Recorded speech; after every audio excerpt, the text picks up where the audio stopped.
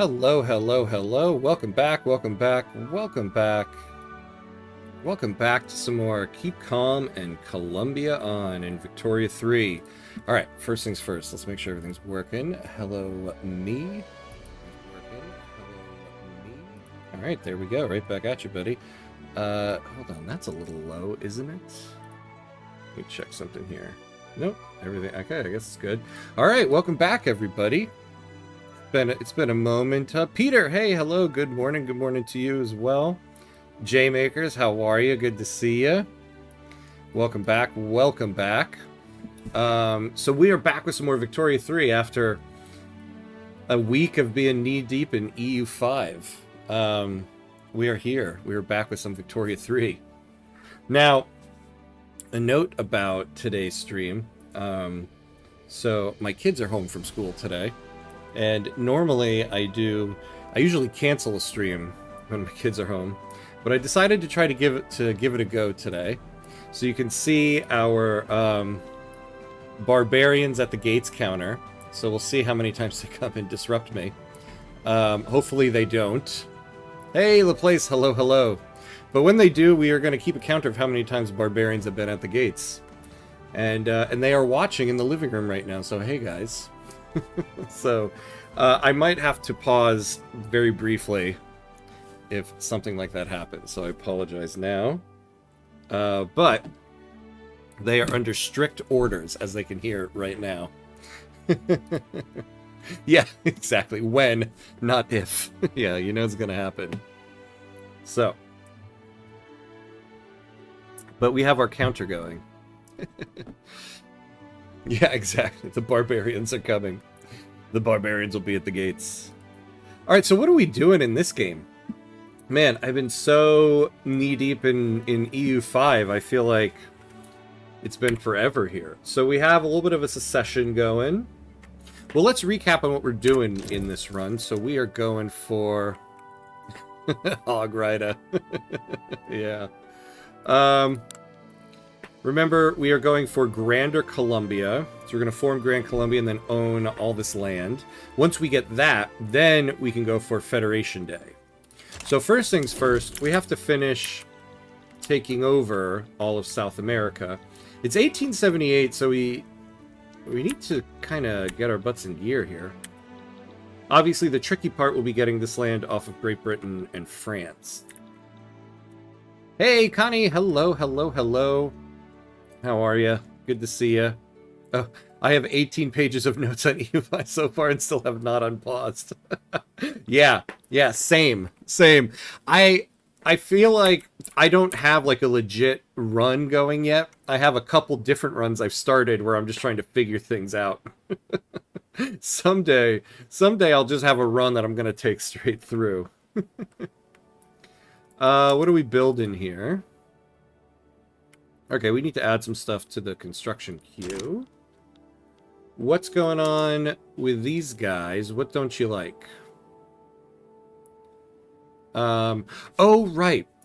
We just lost a war. And so we had some laws enforced on us. We are now a monarchy. We have oligarchy. I think they enforced appointed bureaucrats on us, too. Oh, and state religion. So these guys aren't happy because of a lot of this. These guys don't like monarchy, and they don't like the fact that we're doing universal suffrage. Wow. Okay. Yeah, it's mind-boggling. Yeah. Right now, I'm kind of knee-deep in trying to figure out how effective supply and effective demand are calculated. It seems to be a little tricky. Do you have a PC with medium tier performance for CK3, but strong enough to burn out by E5? Also, is anybody here from Vietnam? Well, so my PC can run EU5 on high specs, but I noticed it can't do it while I'm streaming. So when I stream, I put it down to medium specs. Because, I don't know, for some reason it utilizes too much of the GPU, and it doesn't show up on stream, but my monitor, like, flashes So when streaming, I have to turn it down a little bit. What can we do for these guys? So they're at 91% here. So you know what we might do? We might get off of monarchy first. Because these guys are going to get plus 50% movement activism because we're going for universal suffrage.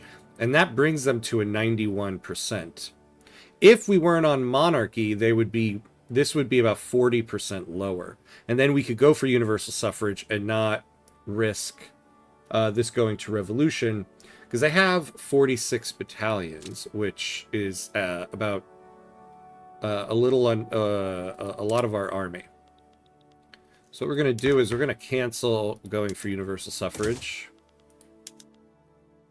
And we're going to go for parliamentary republic. Now, it looks like we have a better shot actually getting presidential republic. Why is that? So the landowners like presidential republic as well. It's probably because... Oh no, I thought maybe they would have had a lot of political clout, but they don't. I would rather have parliamentary republic. So let's go for parliamentary republic. If it fails, we can go for presidential republic. And this will help get this secession out of the way. The best way to learn is just to keep trying new runs out as you get more knowledge and how the game works. Yeah, exactly. That's kind of what I'm doing. I'm kind of doing the same thing with that like I do with Victoria 3. I love just looking at all the numbers and the tooltips and with a calculator trying to figure out what the formula is. Who'd have thought talking to ChatGPT for 2 days straight would make me go sane? Is that Intel or AMD? It's AMD. It's an AMD CPU and GPU, actually. Is there any law in the US if groups of fans harassed a worker online and doxing? I don't know. I don't think so. I mean, it has happened. I don't think there's a law for it. I think if somebody really wanted to press the issue, there are laws against, in certain states, against online harassment. But it depends on the state you live in. There isn't like a national law for it. Alright, so that will take care of that. Let's refresh ourselves on the nihilist movement here. Do we want this? Claiming to desire the abolition of all things declared to be sacred, a movement of radical intelligentsia has begun to spread tracts condemning divinely appointed rule. This movement threatens the very foundations of our government with its criticism. So if we want this, we have to...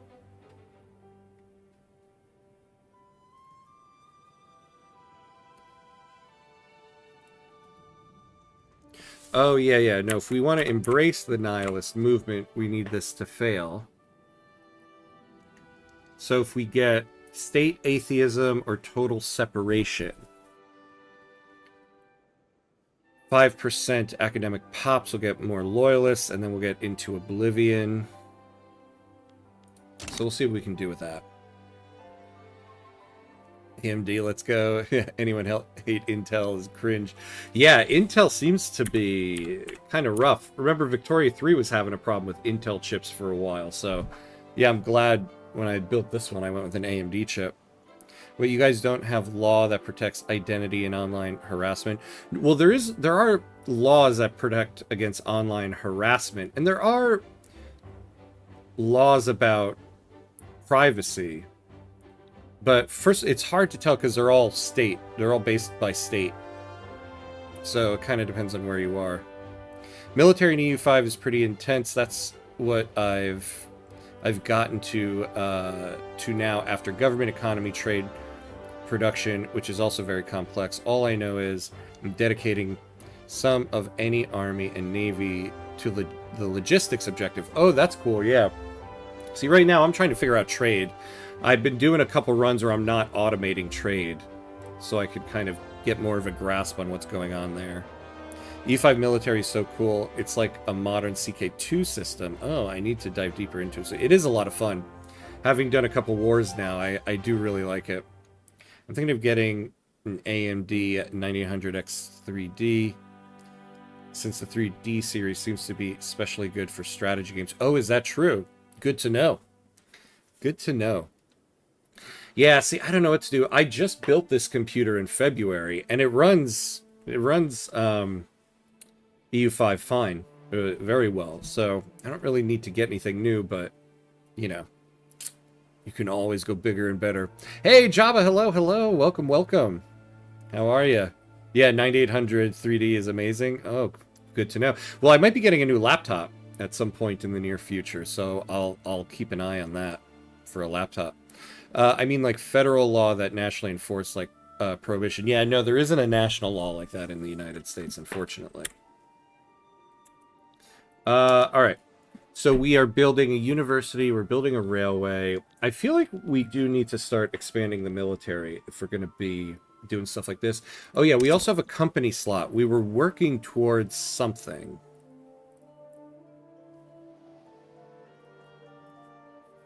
I'll be honest.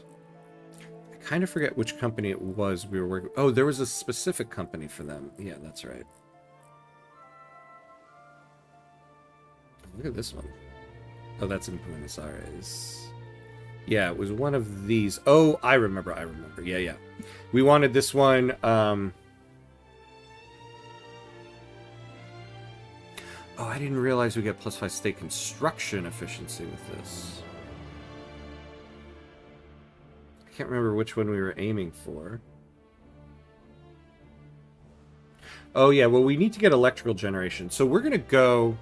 Yeah, I think we were aiming for this one. So we're trading off +10 maximum infrastructure from population for +5% state construction efficiency.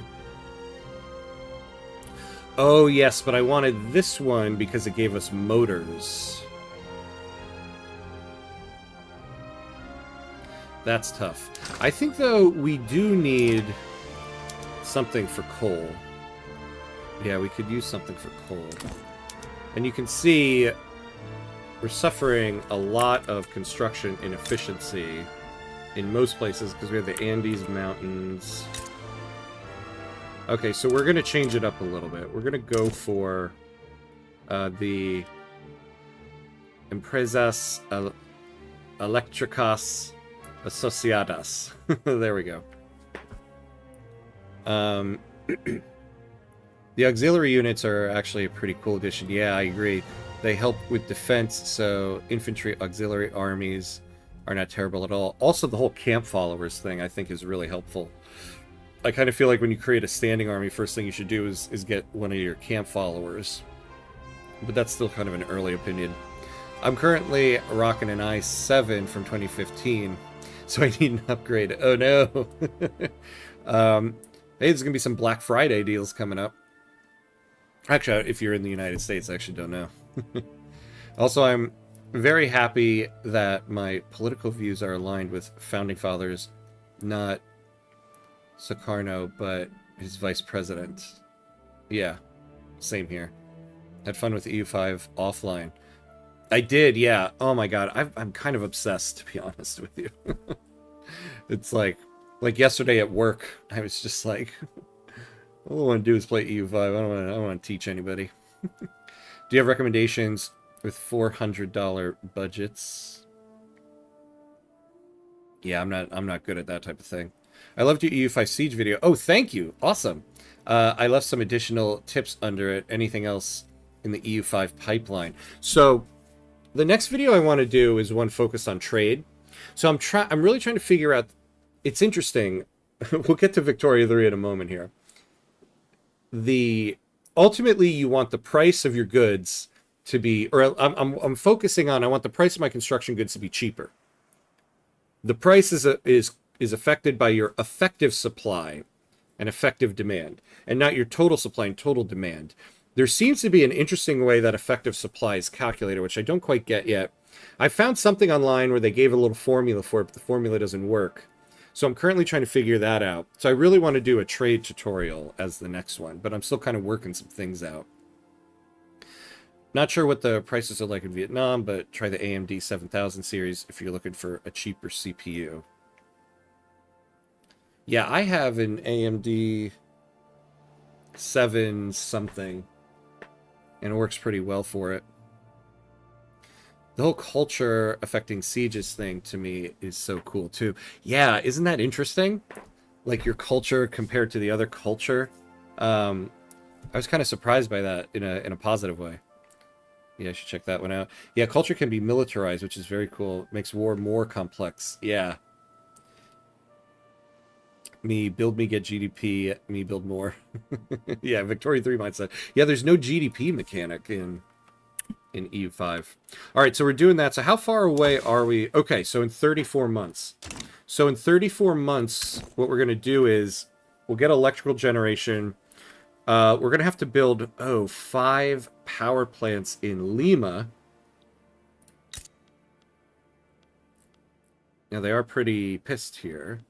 They're also under their infrastructure. How much are we under? Okay. So... Oh, well, okay. So we'll subsidize this port. If this port builds up, we'll be good on the infrastructure. I think that... So I'm trying to figure out before we unpause the next thing I want to build. So we have plus 17 small arms, but we're importing 66 of them. So we can actually use more small arms here.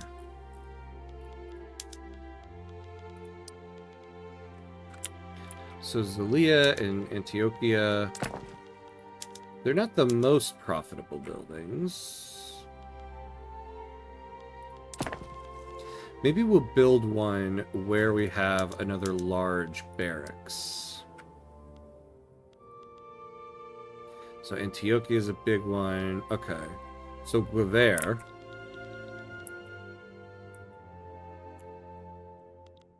Where is it? Oh, right here.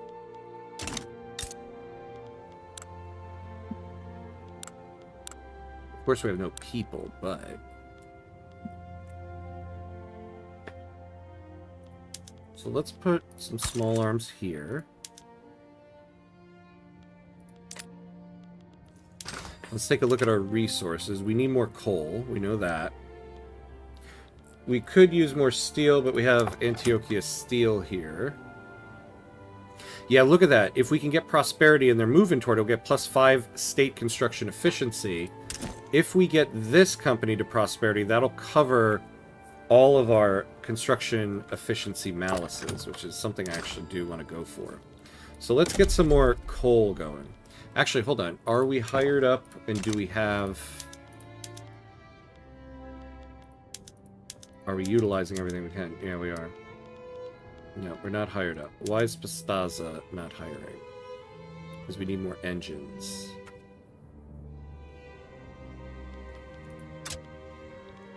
So then... Yeah, let's build engines. Or motors, I mean.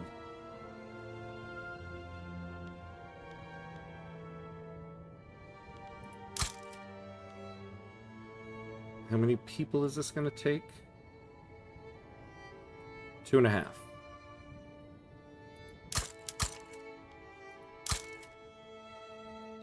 Alright, we'll start with that. So we're good now.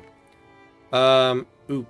Sorry, everybody. I missed quite a bit here. Sounds interesting. I'm finding the trade UI to be lying a bit. Yeah, but I think I just need to keep figuring it out. So the thing about trade is, yeah, you have to look at... When it comes to, like, your supply and demand... It's buried in a tooltip. It's the effective supply and effective demand that actually is affecting your prices. And basically what it's doing is it's lowering the amount of the traded goods that are affecting the supplier demand. So you're not getting the full value of how much you're importing or exporting when it's calculating your effective supply and demand. Hey, Super Frank, hello! When being able to produce every raw material in your nation, I had a lot of success with tariffing all exports on max, protectionism, and subsidizing imports to regulate the price. It seems to work really well in Vicky 3. Oh, hold on. Okay. Success with tariffing all exports on max and subsidizing imports to regulate the price. That's interesting. So you didn't find that putting tariffs on max for all the exports discouraged the exports? I kind of dislike EU5 UI.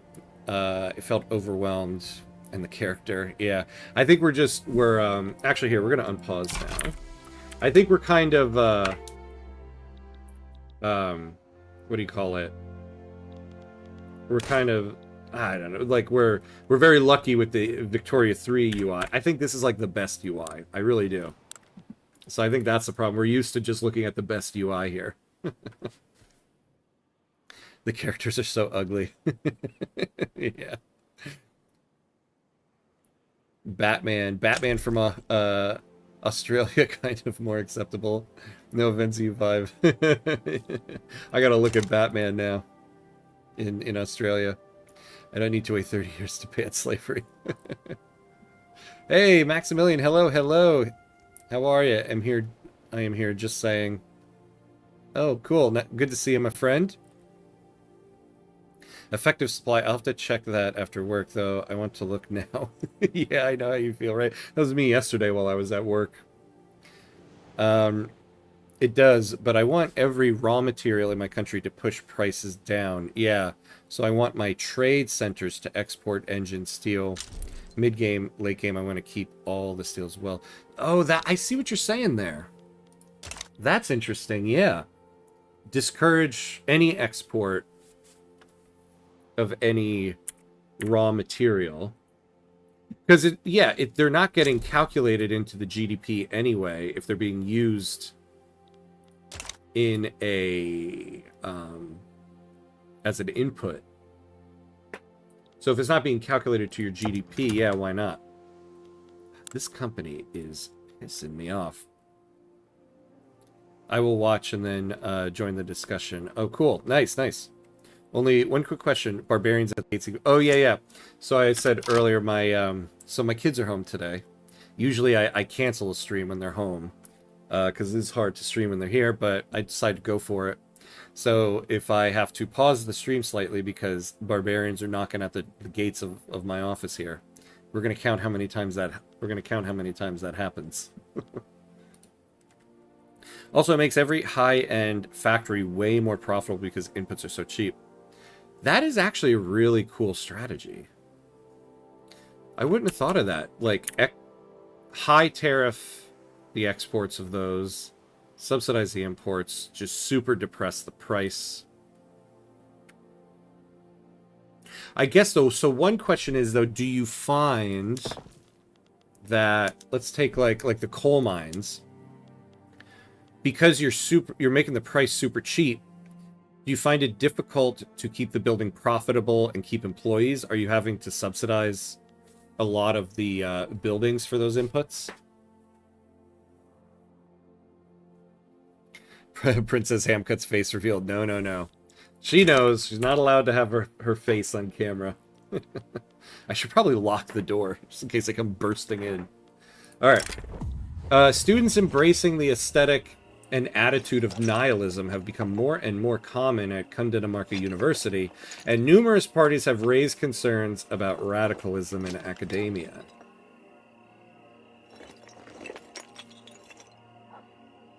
You know, I'm realizing here too, most of our interest groups are all pissed. These are mainly because of the recent law changes.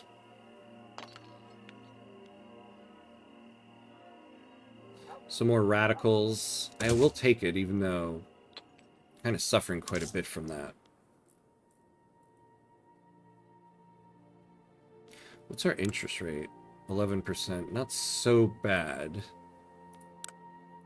No, but I go for companies for every raw material. Ah, I see. That's smart. But I did it with Austria, Germany, Central Europe, so manpower was never an issue. Might be different for a South American run. I like it. I want to give this a try offline at some point. Test it out. It's a cool idea. I've done experimenting with tariff exports in Wiki 3 too. It's compressing demand to domestic. Oh, okay, hold on. We got our first barbarian at the gates, everybody. So give me 1 second. Very quickly, I'll be right back.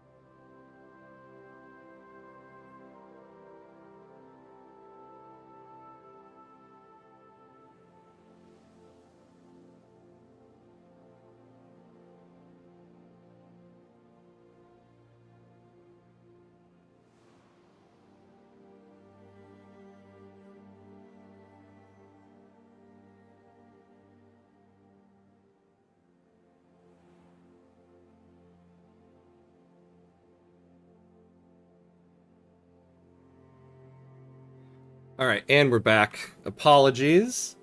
Let's add one. Now, I have to say that one was okay. That was my son, who's 5. And apparently it's snowing.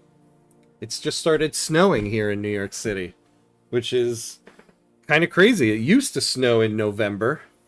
I don't know why I had to look at my watch to find out what month it was, but it used to snow in November. It hasn't snowed in November in a long time. So my son, who is 5, was just so super excited he had to come tell me. So that's our first barbarian at the gates there. Government making all political spectrum go angry first time. Yeah. Oh, wait, you're talking about real life. So Trump just bow down to Xi, only for China, not buying anything from the U.S. Wow, tariff does work. Yeah, really. Climate change not real? Yeah, I know, right? Who knows? I mean, we do know, but man, it's snowing. Awesome. Dude, what? Just looked out my window and snow confirmed. Yeah. Oh, nice. So you're in the area. Yeah, exactly. Isn't that crazy? I had no idea. It was like 60 degrees yesterday. So actually, yeah, so Max knows climate change still real. Because it was 60 degrees yesterday, and now today it's snowing. All right. Let's do our things here, like chicken wings. Yeah, so... these steel mills. What is up with the steel mills? Suddenly we have a ton. Are we using production methods? Maybe we won't. Yeah, we are using the Bessemer process. Let's make it more expensive. Yeah. We will do this until we reach prosperity. It does to some degree. Depends how much you import. I tend to do both import and export tariffs on those. I have a friend that swears up and down that climate change isn't real. Oh, God. I'm so sorry. But she also believes that magma burns like fire, so it's a lost cause. Oh, no. I'm sorry, my friend. That's a hard one to get through to right there. All right, we got Screw Frigate. Yeah, I don't know what to say to people anymore who don't think climate change is real, like at this point in time. By the way, seeing history, it scared me how so close humanity's getting nuclear winter. Yeah, we have come close in the past. Ads. Oh no, I'm sorry. Okay, so now iron. Yeah, we need to lower. Same thing with iron. We need to depress the price of these.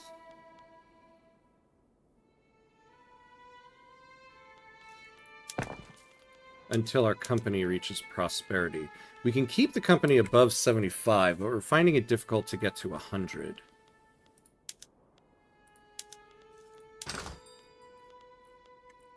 There we go.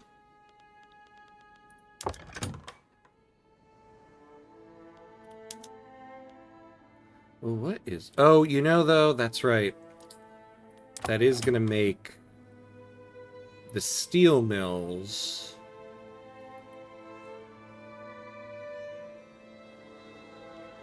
not as productive. I forgot about that. That was a dumb move. That was a dumb move. It's like playing economic whack-a-mole here. We need to export it. We need to export it. Just export a ton of it. Now, who needs it? Let's slow down for a second here.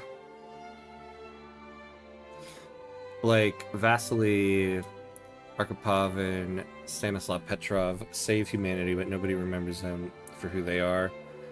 One push of a button and oof. Also, MacArthur, Nick in Korea. Man, that's crazy. I actually don't know. I don't know about that. It just depends how much you've cultivated of your inputs and stuff like iron, coal, etc. I tariff imports on it until capacity, then open up imports more. Oh. Yeah, I find that I like your strategy there. I want to give it a try. Alright, what about Russia?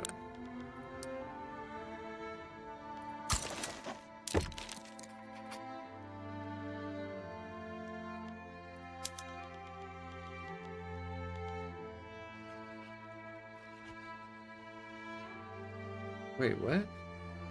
Oh, right. You know, I forget sometimes when we're looking at the screen here. So these are how many units they're importing. So these guys are going to have it.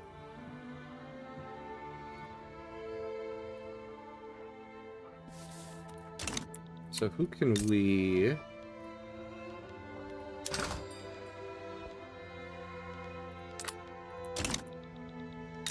Actually, no. Great Britain isn't going to need it. Well, 240. Do we have an agreement with them already? Yeah, let's do a separate agreement.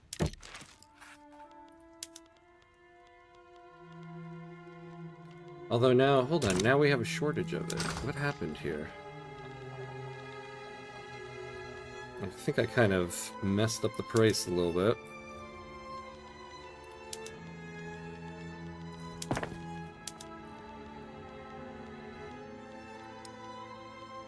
Yeah, employment went down in a lot of them. Yikes. Also, 16-hour Point Charlie standoff. Yeah, I don't know. I don't know about that. Yeah, tariff imports until you build your resource industries to make sense when you're running full steam switch around. Yeah, basically don't do what I just did.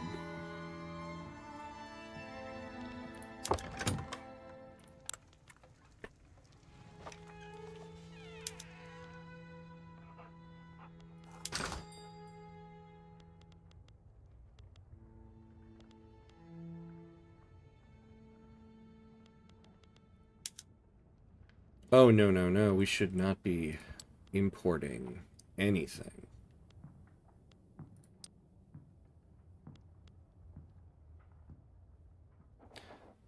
Oh, yeah, whoops. You know, I kind of go crazy sometimes. I kind of forget sometimes how much you really pay for all of these subventions. Oh, no. We're stuck with this for, like, 2 months. Whatever. It'll be fine for now.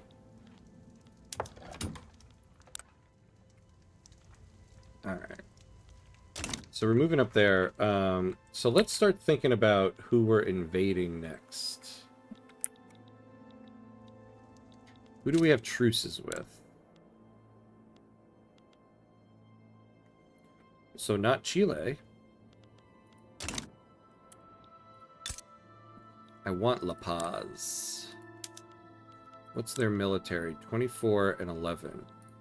So if we went after La Paz, would anybody else get involved? Sweden would. That's interesting.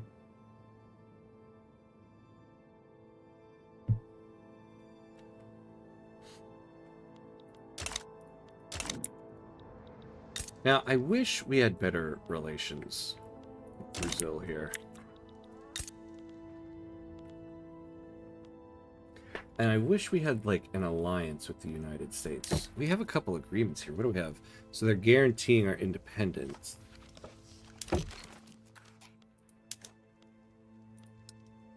Yeah, no.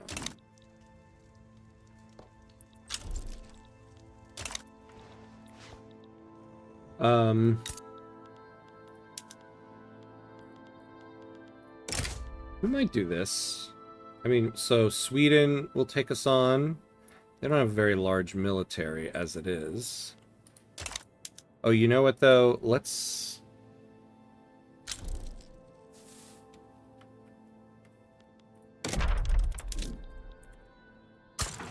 get this extra arms industry done. Oh, nice. Law progress consideration.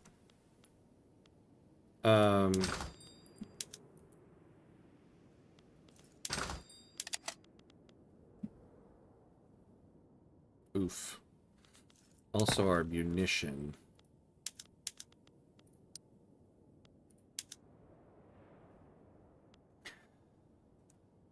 So we can get like another 46 from this plant.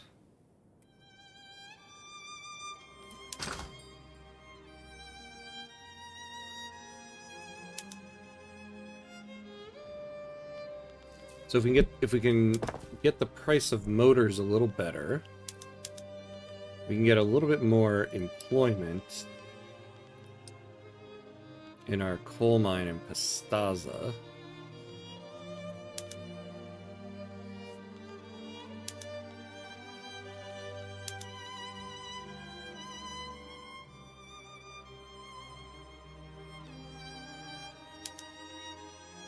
Oh, yeah. Why don't we do that?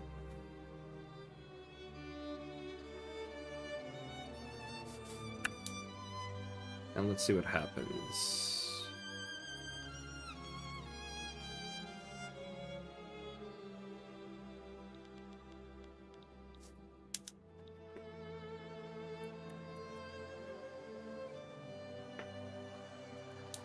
All right.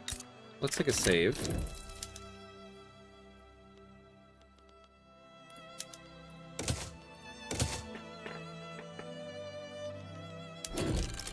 And let's go for this. We're going to war.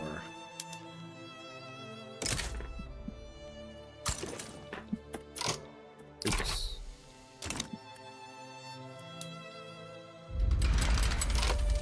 Okay.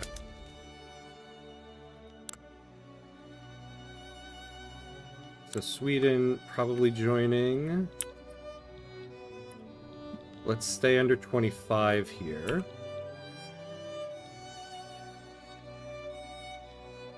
So I think I'll add in Santa Cruz, because if I can add in Santa Cruz, then I can get to Bolivia. And we can just take Bolivia as well.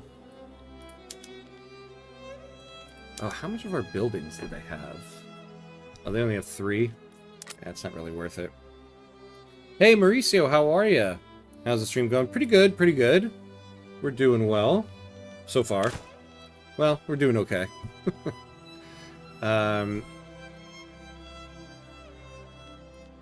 How are you doing, my friends? Ooh, yeah, if we take Santa Cruz, we're going to become infamous. So maybe we'll wait on that for the very end. Actually, what we could do... yeah, is demand military access. I think we will do that. Because then we can just go get Bolivia and their little revolt.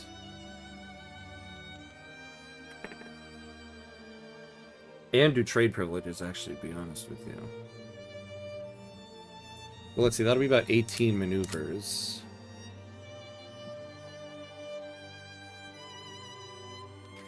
Yeah, they're fearful, so I don't want them to back down. So what we're going to do is we're actually going to make military access a primary goal.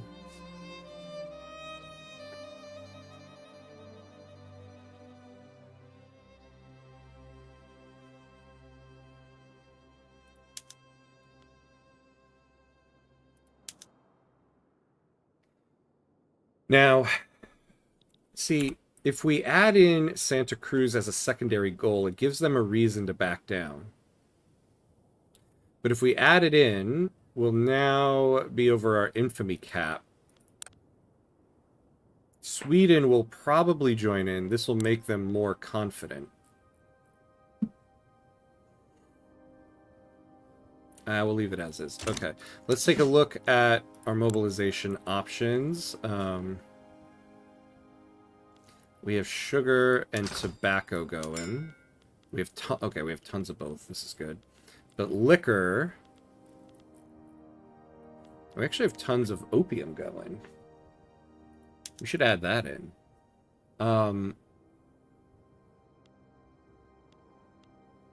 Yeah, we're going to do a high tariff on the export so that we can keep it, and we'll utilize that.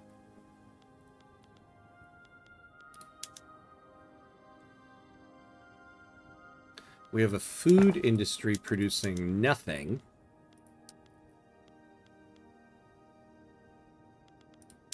So you guys go to the pot stills and let's subsidize them to get them going.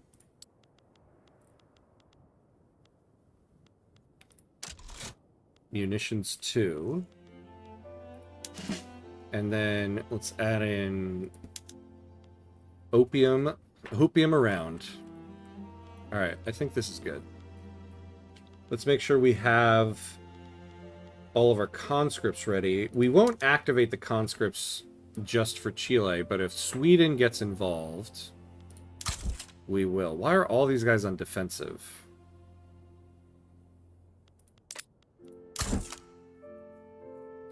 Yeah, this guy, we're going to go to heavy barrage. So this guy will be the defensive one. These two will be offensive. So we have a few more we can add in.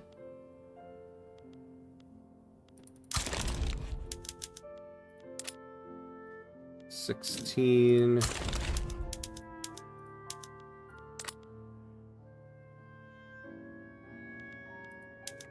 All right, these National Guard units. What is this one?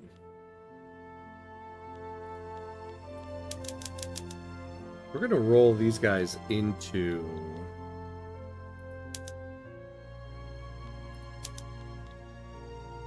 Oh, yeah. Okay, so let's combine... That's probably what happened with this one. And now both of these guys should go on offensive. I feel a little upset about her, too. She got offered a good job selling solar panels. Oh, her. I was like, wait. Who's her? No, I remember now. Yeah, I feel a little upset about her, too, because she got offered a good job selling solar panels, but she's still like, I don't believe in them. We need nuclear power plants. I'm like, but why can't we have both? Yeah. I do not get that about some people, about how you are so anti-climate change, you don't even want to have any type of renewable energy. Like in the US right now, the current president and his obsession with how much he hates windmills. I just, like, I don't get it. I don't get it. I mean, there's a lot of things about that person I don't get, but I really don't get that. I'm kind of obsessed with solar panels. I absolutely love the idea of them. I actually have, for when I go camping, I have a solar generator, so it's basically just a battery, and I have a solar panel for it, because I have sleep apnea, so I need a CPAP machine, so I need to be able to plug that in when I sleep, But I just also am kind of just obsessed with the idea of solar panels.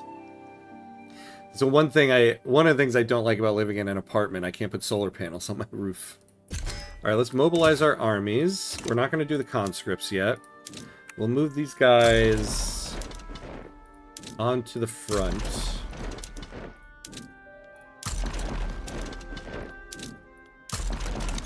Let's unpause. Oh, let's raise taxes a little bit. Let's bump up the military wages. Actually,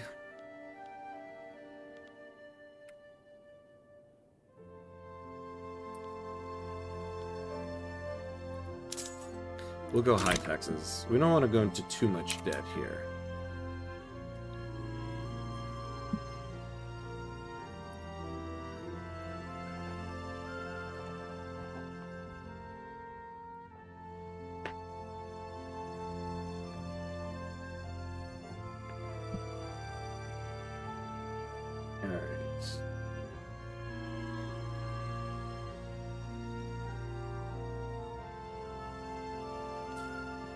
I hear you on that one. We have solar panels on my apartment complex. Oh, that's so cool. And we get a reduced power bill. Honestly, I pay almost nothing for power. It's great. Yeah, I know some people in... Oh, there we go. Some people in New Jersey where if you have solar panels on your roof and you're still connected to the power grid, and so there's a law that says if you're generating more power than you need, that excess power of yours goes to your neighbors and powers them. So you actually get paid money from the power company every month. So I know some people who have solar panels on their roof and they get money from the power company every month, which I think is really cool.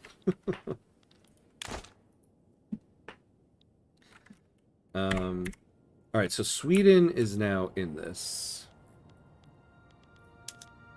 And they're still a little worried. Well, but either way, we're now going to activate conscripts.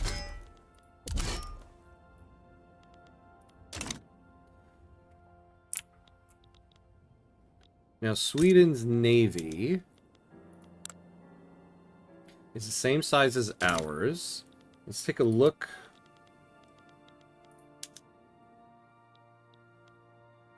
Yeah, so they're probably exporting out of here. So we're going to go blockade them.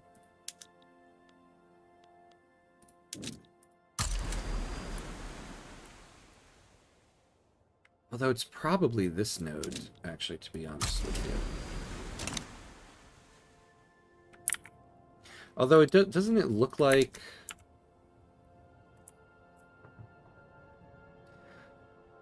Yeah, world market access is in Jutland. So it is probably... No, it is still probably that one. Okay.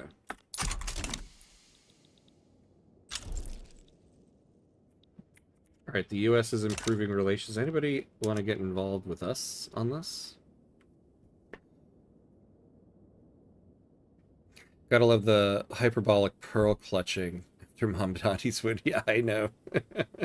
I just love it because there's all these reports, people saying, like, and they're not real, but people saying, like, people are gonna leave New York City in droves. People are leaving New York City, and the rest of us are just kind of like, okay, bye. Like, there's this one meme going around that it's like, people saying, like, I'm leaving New York City because Mamdani won. And it's like, oh, yeah, okay. Just two questions. One, when are you leaving? Two, is your apartment rent stabilized?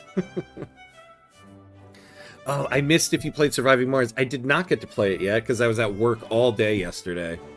So no, I didn't. That's kind of my plan later today. I have to get it. I am so excited to try that out. Surviving Mars is seriously, for me, up there with Victoria 3. I absolutely love that game, and I was so bummed I didn't get to play it yesterday. Oh, haven't they been saying people will leave New York for years and years and years? Yeah, yeah. My wife sent me this TikTok video yesterday. It was a montage of, like, how long the conservative news channels have been saying people are leaving New York City. And they've been saying it since like 2000. Just every single year. And yet somehow we're still crazy overpopulated, so go figure. Alright. Ah, look at this. Okay, nobody else really cares about this now, so we are going to take Santa Cruz.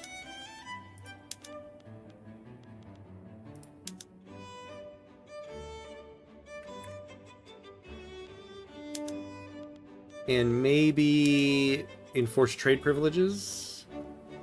Yeah, just 2.9 more infamy, why not?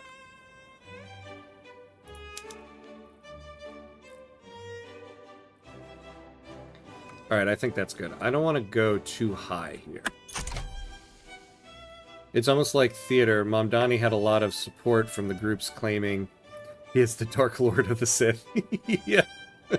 I know. Oh my god, yeah. People made it sound like it's gonna be absolute chaos. What I find funny, too, is just like... There's this whole thing about he's this ultra-socialist. He's basically gonna recreate the Soviet Union in New York City. But, like, when you look at his policies, I feel like everybody in Europe is like, this is what we have now. Like, the things he wants to put into place. It's so ridiculous. But what's, I think, the more annoying and troubling thing is how the Democratic Party itself isn't really supporting him. And it's like, he's the candidate we chose in the primary. I'm really upset about how the party itself didn't seem to really support him. And it's like, regardless of what you feel, once the voters choose, that is who we choose as our representative for the party in the election. Like, they should have worked to help get him elected. But such is politics in America. Alright, there we go. We were having some input goods shortages in our barracks, which isn't good.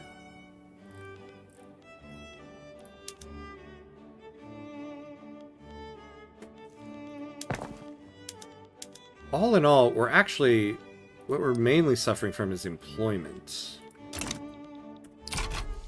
We need more people. Yeah, our socialism spectrum is less than half of 0.1%. Yeah, it's so true.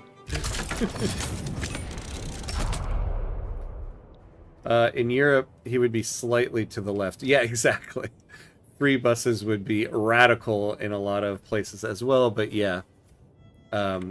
He would not be the end of society like he's portrayed in the US. Yeah, exactly. Well, what's even more ridiculous about it, though, is, like, the free buses thing in New York City. Like, what is it? Rudy Giuliani was super conservative. When he was mayor, he made the Staten Island ferry free, which is the main way to get from the, let's see, do they have it here? I love it. They don't even have Staten Island. Well, wait. Yeah. Yeah, there's like one little island down here to get into Manhattan, and it's like there's a bridge, but the only other real way is that ferry. And Giuliani made it free, and no one said he was a big old socialist. So, I wonder what the difference there is. Gustavo Mañares, leader of the Petit Bourgeoisie, has had enough of compromising with his coalition partners. He has demanded that either his collaborators follow his orders or the Petit Bourgeoisie will never approve of their changes. God, I really hate xenophobia from the Petit Bourgeoisie here. I would love to get off of that. But I also really hate noble privileges. Oh, man. And bias fiction. Yeah, maybe we'll go with that. Alright, we are at the hour mark, so we're going to take a very quick break so we don't play through any more ad breaks here. So we're going to take 90 seconds, and we'll be right back.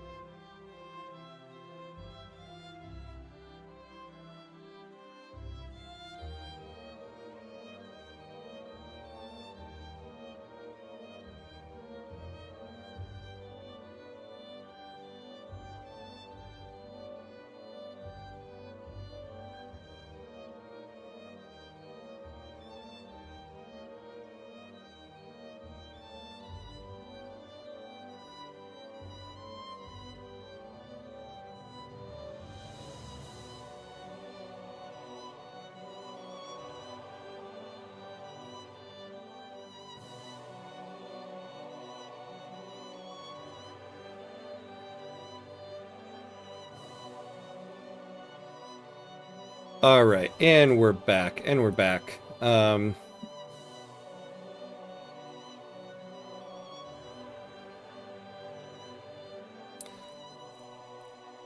Yeah, yeah.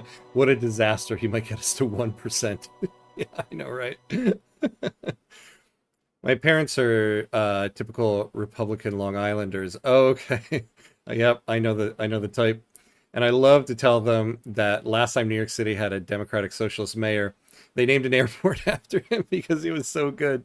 People need to chill out. Yeah, it's so true, right? How quickly people forget. I mean, it's kind of crazy that we had a Democratic Socialist mayor that long ago, you know? Uh, Worker capitalist collab parties just govern better. Yeah. Yeah. I mean, we've gone so long without any kind of concession given to the working class that it's time. The recently translated works of Muhammad Yayo have been popular within the nihilist movement. The relationship has developed to the point of Muhammad Yayo openly endorsing the movement. Yeah, I don't mind that. Like, the apartment that I'm living in right now, like, his big thing was about rent affordability. No, hold on. After receiving notice of the horrors that the citizens of Grander Colombia and Gabon have been enduring, you know, I kind of forgot we have some colonies over there.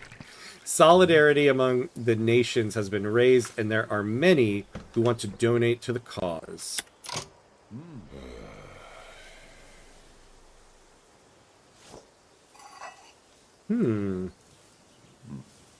Relations with the Netherlands or relations with Costa Rica? How strong are the Netherlands? Not very. Now, Costa Rica...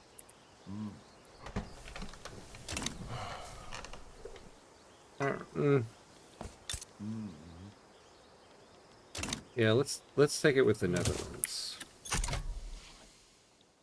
Yeah, the apartment I lived in before this one, my apartment right now is rent stabilized, but before it wasn't. And luckily, when we found this apartment, we had gotten the rent renewal for the previous apartment, and they were going to raise our rent $1,000. We were going to pay $1,000 more a month for the same apartment with nothing added to it. Like, that's the type of stuff that's been happening in New York City for a long time. If you don't have any type of rent stabilization or anything like that, just a random $1,000 increase. Like, thank God we had already found this apartment, because we wouldn't have been able to afford that. We would have, at the last minute, had to scramble to find a new place to live, because who could just suddenly pay $1,000 more a month in their budget? It's ridiculous. The populist base of the trade unions has turned against supporting foreign entanglements. Pressure from within has led the group to distance themselves from the Grand Colombian German Society. No, let's stay on their side here. Because eventually we're going to have to get land off of France and Great Britain, so we can use some allies in Europe there. Oh! We did it! We did it! We did it! We reached prosperity in Antioquia Steel. Nice. So we now get +5 state construction, +5% state construction efficiency. That is a beautiful thing. Look at this. We're only at -5% now. Antioquia is now at a +7.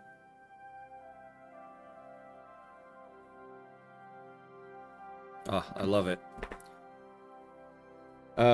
Workers-only parties would govern best for most people, but humans are too stupid for something so logical, especially rich ones. Yeah, I know.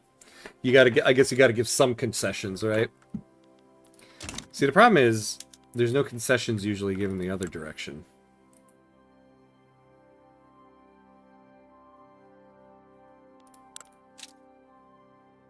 Alright, we still own a good portion of our GDP here. War's going well. We're handling the Swedish troops. So I'm glad I ended up taking this second one. So when this is done, we'll let our infamy go down a little bit, and then we'll just go take Bolivia. And finally end this Bolivia modernist revolt. That may be the best rhetorical framing for Dems moving forward. Yes, Ben Shapiro, we know you're too stupid to be a socialist. Calm down. Gotta put that on a t-shirt.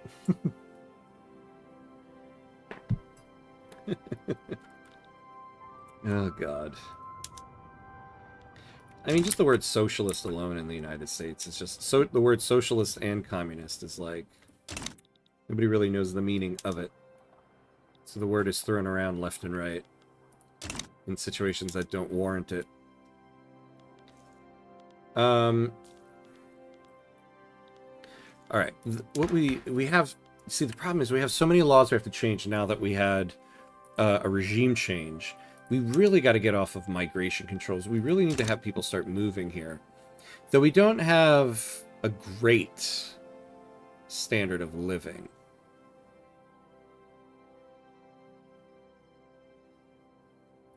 We need better services and clothes.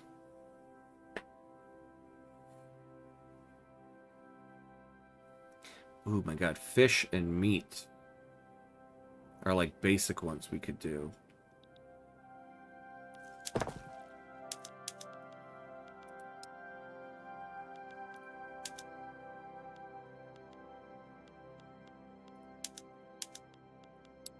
And what about the livestock ranches?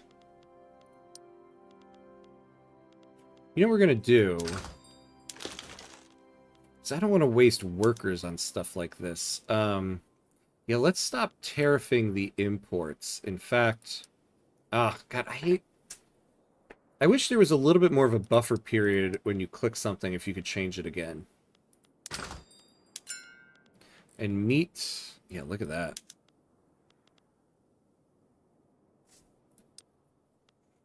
Let's get more imports of that.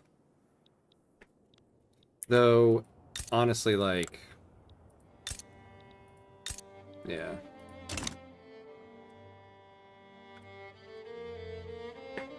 Only one barbarian. Yeah, exactly. There's only been one so far. It was understandable. My son wanted to tell me it was snowing outside. I get the excitement for that. Although it looks like it's stopped now, but there's some crazy, crazy wind going. Yeah, like Kamala Harris using that. Yeah. Yeah, nobody in the US really understands the term well.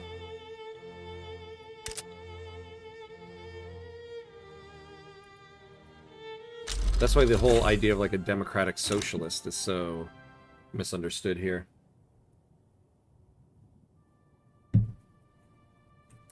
All right.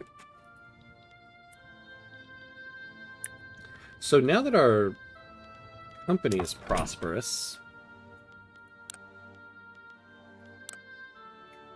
yeah, now that our company is prosperous, we want to give them trade rights and investment rights.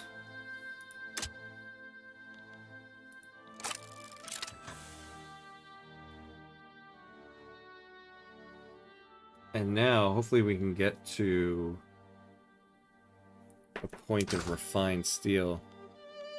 Hey, Joe! Hello, my fellow American. Hey, good to see you, my friend. How are you? How you been? Good to see you, as always. Wait, Ham, are you American or Canadian? You kind of give Canadian vibes. Do I really? Nope, I am American. American and Algerian. But raised in the United States. Or Minnesotan. Yeah, well, so my mom grew up in North Dakota, so maybe some of that rubbed off on me, but I grew up in New Jersey. I'm a Jersey boy.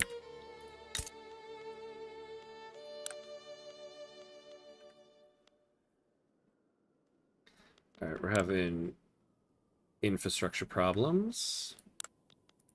You know, let's take a look at some of the power blocks.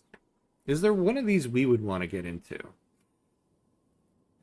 The US one is always a possibility, but I don't necessarily want to be in someone else's market here.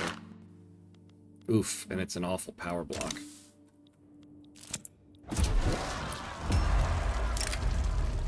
The arrest and alleged ill treatment of a disorderly protester affiliated with the nihilist movement has sparked resentment among his compatriots. Further demonstrations have been arranged, urging his release.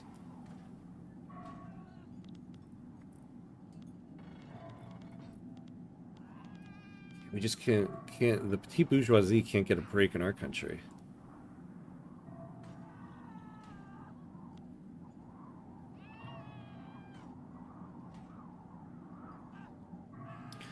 We get +3 on them. The nihilist movement,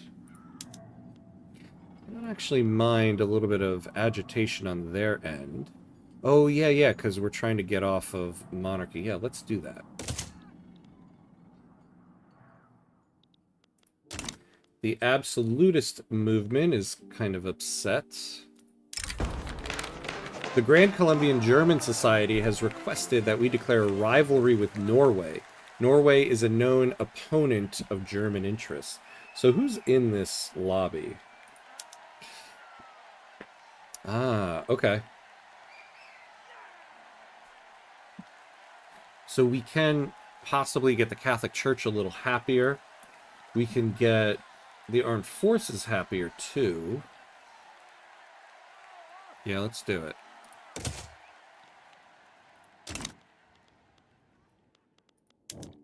So declare a rivalry with Norway. Let's do it.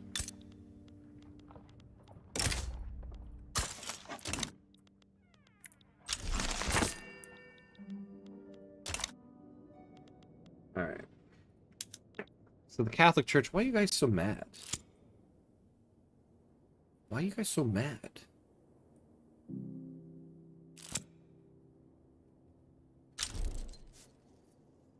Oh, there's a...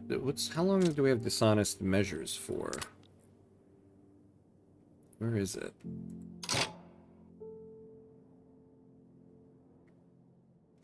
And we have an unacceptable government. Where do I see that timed modifier? Oh, here we go. Oh, 6 more months. So that'll get us 2. The most prominent members of Antioquia high society have been seen organizing luxurious parties in the new and lavish urban buildings. Yeah, so we could get some additional loyalists. We'll get a +3 minimum expected standard of living for the upper strata. So we can afford it here, but what is it in Antioquia? Oh yeah, we can really afford it, so let's do that. Ooh, look at this. We need to end this war quickly. A surprise police raid has uncovered a list of radicals associated with the Catholic Church. There are several ways this list can be used to the government's advantage. Okay, so we can bring the revolution down by 10. We can lower the political strength of the Catholic Church for 2 years, though they're not very strong right now. So let's just lower that. The deficit is a problem, or is it manageable? Yeah, I mean, it's a problem, but it's mainly because we're at war. So that's why I would like if we could just get this war done quicker. So we have the first war goal here. So we just got to take Santa Cruz, and then we'll start lowering their war score. But yeah, I wonder if there's something we can do in the meantime. Because everything is so expensive. Let's...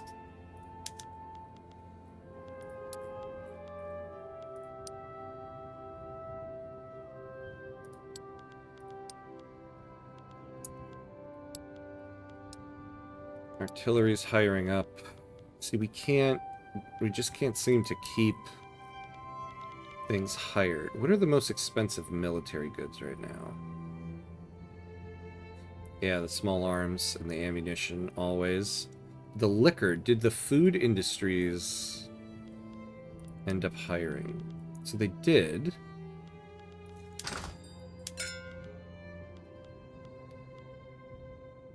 Okay, so the price of liquor is... It is what we're going to be able to get it to. I watch on telly now. Oh, nice! Well, so welcome back, Maximilian. How you doing? Good to see you back. Oh, look at us, look at us, look at us. We took Santa Cruz, and they are now going down. Alright, so we should be okay. So the real problem is just how much debt are we really going to accumulate during this? We could go down 5.65k. It's... Compared to what we're paying here, it's not really worth it. Ah, we have Parliamentary Republic. Yeah, so we're going to have an illegitimate government. Oh, we don't have an incoming election. Today I ended up arguing for 6 hours on Byzantine history. Who were you arguing with?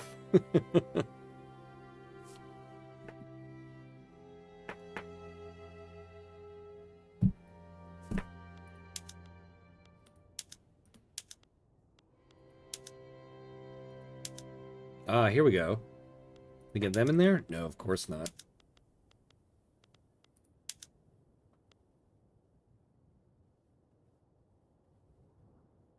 Let's get them in there.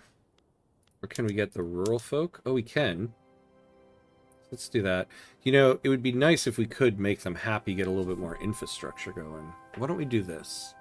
So, our Chancellor is going to become... Before we do this, let's make sure this guy is okay. Make sure he's cool. Manuel Antonio Matos. So we'll get more bureaucracy, institution size change speed, more influence, plus 20% authority we could use too. All right.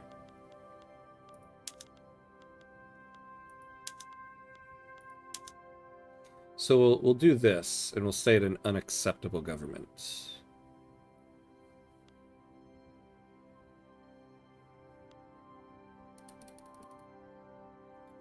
Oh, I keep forgetting we had that forced regime change. When will we be done with that? In 12 months. Okay. Oh, man. We're going to have an unacceptable government. Or, not an unacceptable. We're going to have an illegitimate government for 12 months. Yikes. Some guy I met. Yeah, the entire day flew by. I imagine so. I imagine so. I can't, you know, I used to do that, like, through social media, and just have these ongoing debates with people, and I just can't do it on... I'm not saying you did it on social media, I'm talking about, like, for myself. I can't do that type of thing on social media anymore, I find. I really find it's only, like, in person I will have political debates with people anymore. Because the whole, like, nuance that's lost in things just... when you're arguing with people online. I don't know.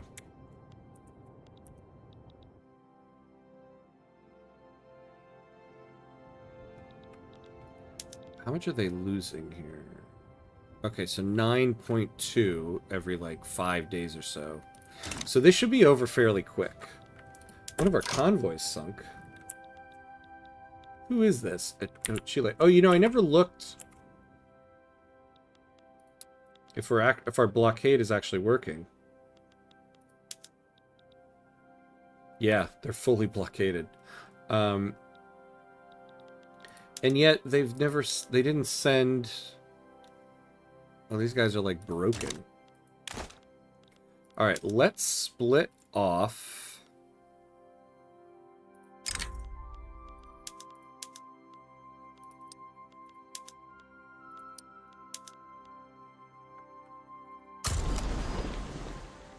Go take care of that little fleet ruining our party down there. Ugh.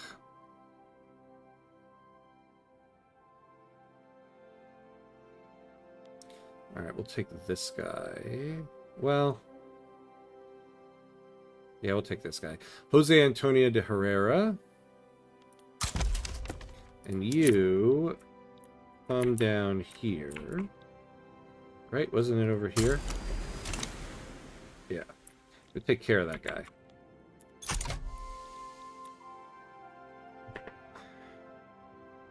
He was a young fellow, passionate over history. I just think he treats Cadelis books like the Quran. I know it's not the best idea. Oh, we got it. All right, a mass migration to Guevere. Oh, nice. Okay. I know it's not the best idea and damaging in the long term, but I catch myself a lot of times just nodding and not starting a political debate. Yeah. I just cost so much energy and, worst case, sours any relationship you have with that person. Yeah, Super Frank, I totally agree with you on that. I read something a while back that kind of changed my opinion on how I approach political debates. They said, ask the person, what would it take for you to change your opinion on this subject? No matter what it is you're discussing, just ask them, like, what would you have to hear? What would have to happen that would actually make you just, like, change your opinion? And if their answer is nothing, then what is the point of the debate? If literally no evidence or facts or anything, hypothetical, would change your opinion, then there's no point in having that discussion with that person. Because it's illogical, basically. And so I kind of use that to think about certain debates. And also, do I really think I could change this person's mind, or do I really think they have something that is going to change my opinion, or do they have any information that I don't know? And if the answer is no, then what's the point in having the debate? Ordered to violently suppress a popular riot in Cali. A battalion of the Cauca garrison have refused their orders, claiming that the execution of such a command would run contrary to the laws of men and God alike. Wow, that's kind of epic there. I would like Cauca to not get 10% devastation.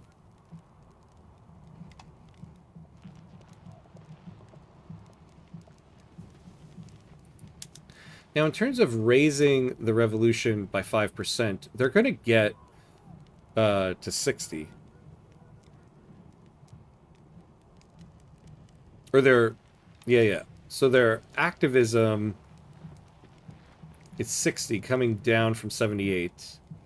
Which means the revolution is just going to get to 60 there. So we get 2 years of losing 20% training rate, but this is actually the best time to do it because we're about to end a war and go to peace.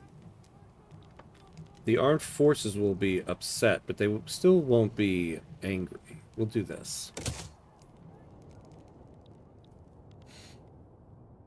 Depends on the subject for me, but some things would never change. Yeah. Damn, great point. Yeah, thank you. I know, right? It's just like, it really changed my approach to conversations like that. Ooh, we're not building anything. That's like asking, what are the answers to the test before you test?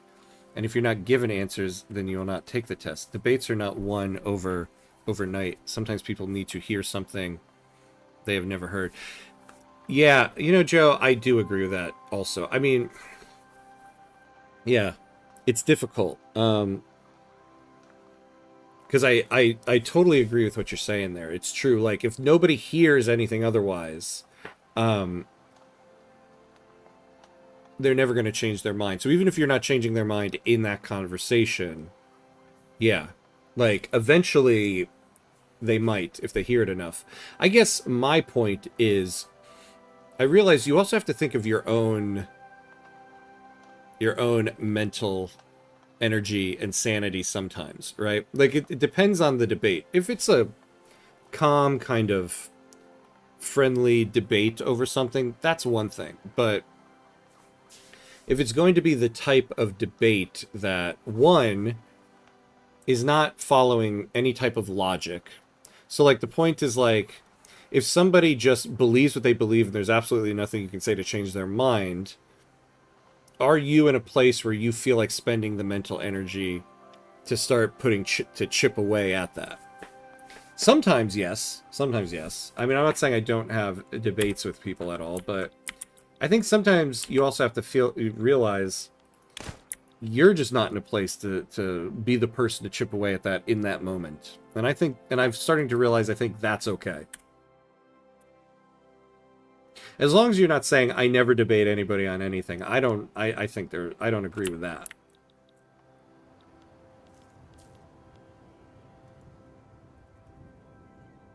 Arguing is my hobby. Yeah. Yeah, I used to be like that. Not so much anymore. So we're spending 44k on subventions. Oh my god. Oh yeah, that subvention, that ridiculous subvention I put on iron. That ill-advised subvention. Yeah, no. Let's change that. We've got to lower taxes back down. There we go.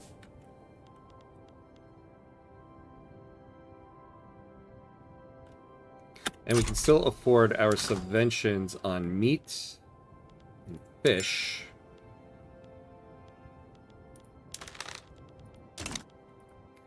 I also changed the views of a lot of people, and even my views changed over time. Yeah. Yeah, I mean, this is true. I guess, there does seem to be a lot of political discourse, I feel like, in the United States here, of a change of, where it's dealing with, like, what's the word to describe it? Cults of personality, which I think are hard to debate with people.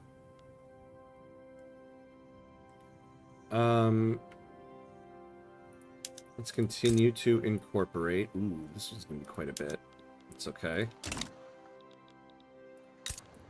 Now, we didn't really get any... Oh, we got some workers in Santa Cruz. This is good.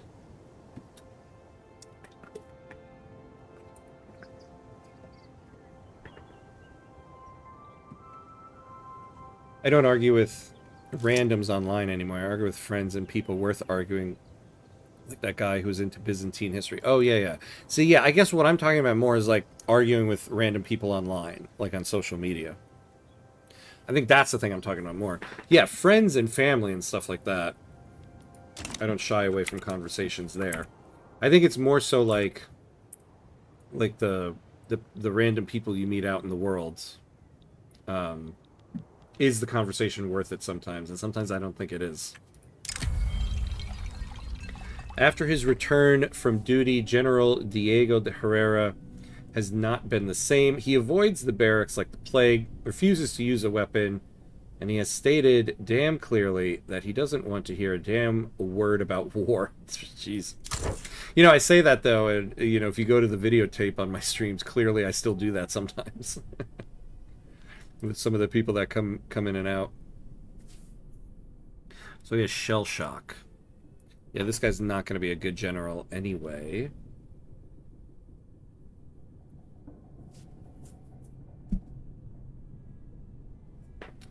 So so we can remove shell shock. Okay.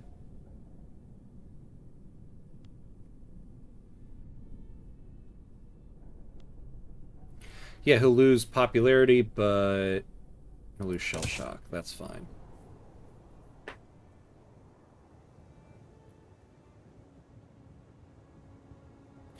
I've stopped arguing on social media for about a couple of years now. Yeah, I just don't think social media is a good avenue for political discourse.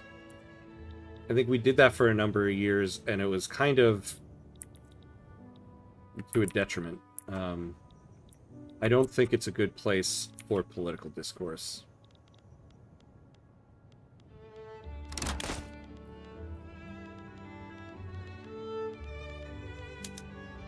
Okay, so we lost him from the first main army, which is fine. We have 3 generals there anyway. Oh, that's right though. We're not building anything.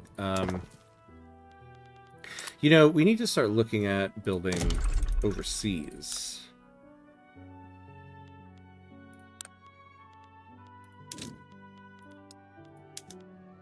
Oh, do we not have... I should have taken investment rights from Chile.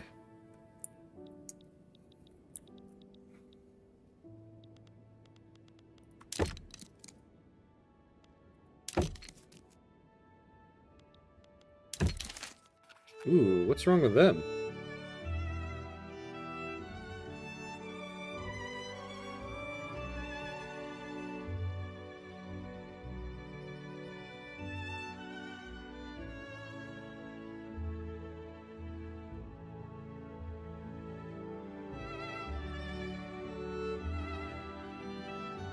From diplomatic stance. Oh, because we're infamous now. That's why. That'll go down. Man, I'm doing chores and playing Surviving Mars. Oh, man. I think when this stream is done, I think I'm finally gonna load up the new one. I cannot wait. That's almost entirely correct in the West. Yeah. Oh, wait, hold on. I missed. But I'll argue with you. My new hot take is that you are all Greeks in denial. What does that mean exactly?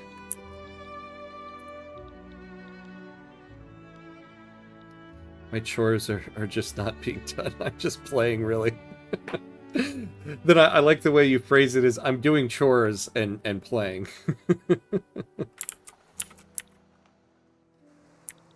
Thinking about chores.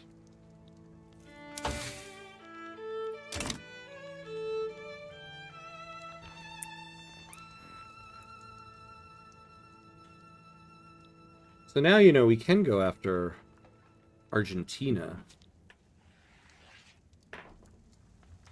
You know, the other thing is,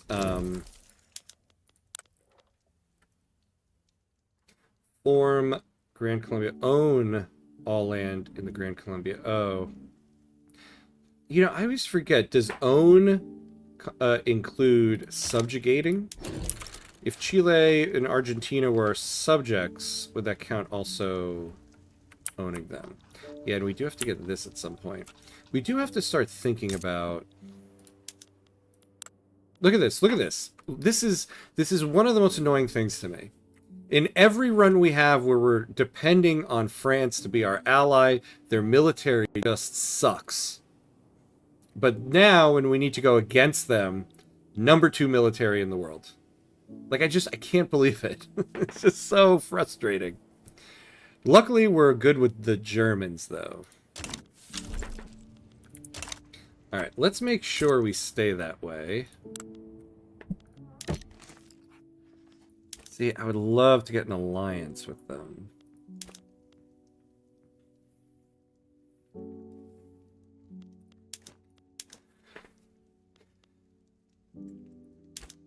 Military assistance would be nice. Can we do any goods transfers?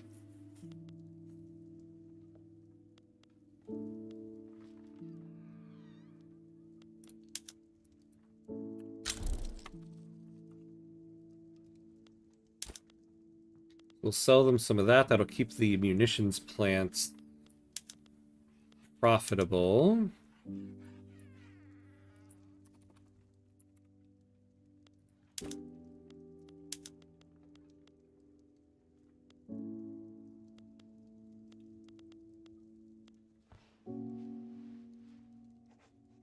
They don't want our opium. How come?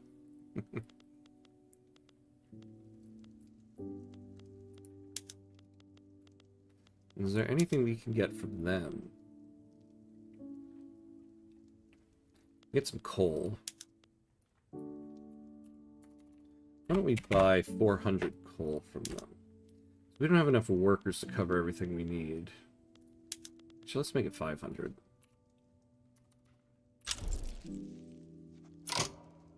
Ooh, gold depleted. Alright, we're going to take a look at that in a second.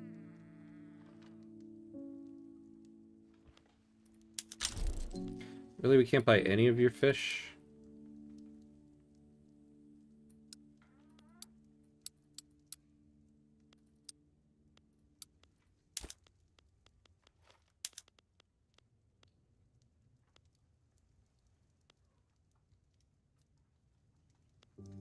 Anything else? Anything else? No. But they're still not going to take this. So there's nothing else they want from us.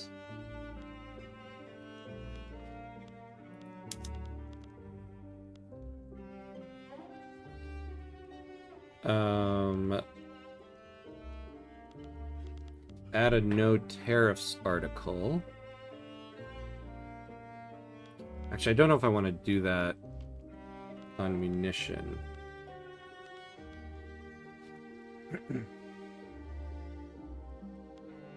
Biblically, you could say we're all Javanites by culture with our maritime philosophy and war obsessions. Oh, interesting. I'll have to look that up. You could form the Federation of the Andes if Chile and Argentina are puppets, but not if they are protectorates. Oh, interesting. Okay, good to know. Good to know. We're all Greek. Percy Shelley. Oh, okay. Our laws, our literature, our religion, our arts have their roots in Greece. Yeah.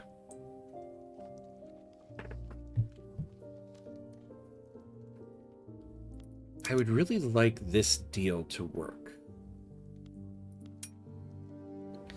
I suppose we could owe an obligation. Getting military assistance will actually be really helpful.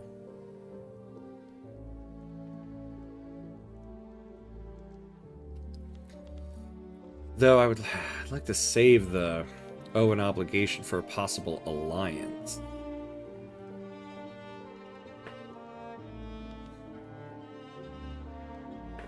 Like, I'm basically giving an obligation to get what specifically? To sell some stuff. I don't know if I want to do that. Oh, look, yeah, we're losing 10 because we're infamous. Let's not make deals until we're not infamous anymore. That'll make making the deals a little bit easier. The rich mineral deposits in Cajamarca have been drained. Mines are being shuttered, and all the prospectors who moved in are beginning to drift away in search of the next big strike. Really don't want to take more radicals here. I hate to say it, but we'll take 5 years of losing migration attraction there. Oh, and we're not passing any laws. See, I'd love it if we could get off of this.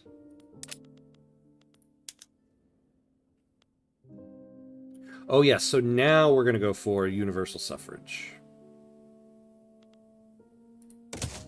Because now the absolutist movement will be a little less pissed.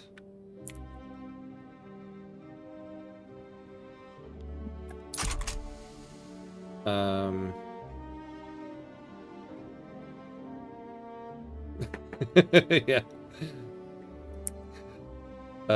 Unhead those who insult Greeks. Maximilian. I'll put that on a t-shirt for you. Alright, you know, maybe we do go after Bolivia now and just get it out of the way. Why can't we?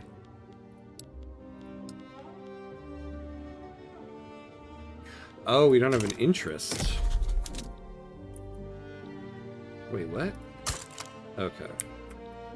Oh, and we need interests elsewhere. We have 4 more to make. Alright, who are we trading with? I wonder how all that happened. Jeez. We're importing sulfur. Why are we importing sulfur?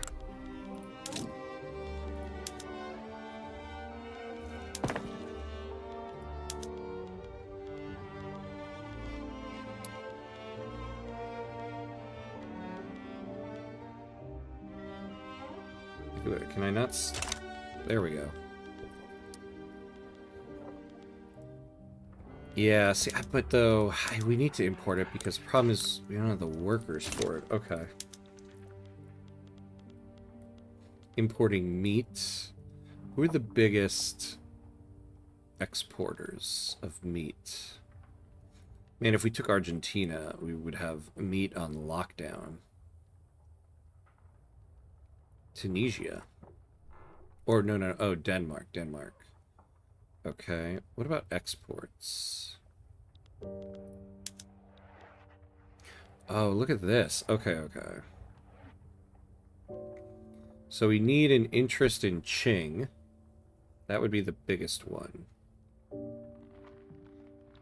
And steel we absolutely need something in. Who are the biggest importers? Wow, the United States is the biggest one. Alright, so let's set an interest... Well, we already have an interest there, actually, now that I think about it. But let's do China.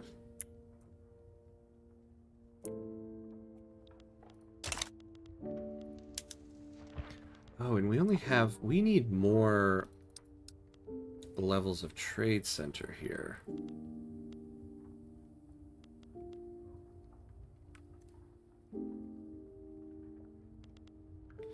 Yeah, and then the biggest ones here, the Danes.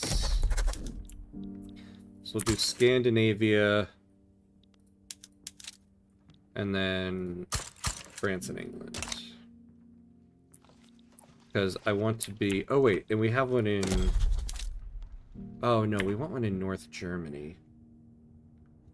The Rhine. Are we doing trade in the Rhine? I don't think so. Belgium. We're importing coal. How many are we importing? 8. Nah. Because I want to keep interest high with Germany. If Germany goes to war with France or England, I want to get in on that war and get that land off of them. Are we... Ooh, the Dutch market. Oh.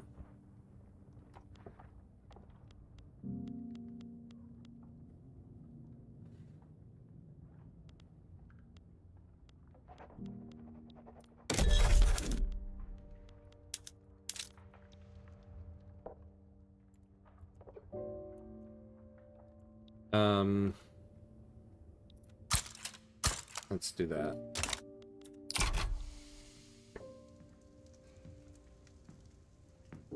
Which was a product of Babylon, Egypt, and Persia's influence too, but culturally, yeah, the West, as we know it today, is dominantly hails from Greece's legacy.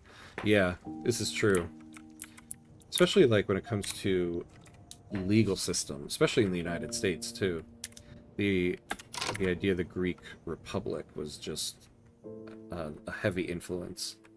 But these contradictions in history are what makes things interesting. You don't need that tiny area Bolivia has, Monte Grasso. And you take it, Brazil will hate you for having a split state and their claims. This is true, but I'm kind of thinking if we had it, we could use it as leverage to get them into a war.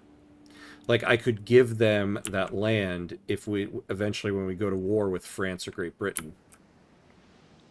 And Brazil hates me as it is already. So, but it's true, yeah, we don't need it for the achievement. Hey, Wanamancer, hello, welcome, how are you? Good to see you. The biggest mystery is how much northern Hebrew migration had on the history of Greece. Well, this is true. Just finished my first full playthrough as Venezuela. Oh, nice. As in full from 1836 to 1936. How did it go? Venezuela is a fun one. We kind of have Venezuela right now. It was one of the countries I was thinking of doing a starting steps on. How was it?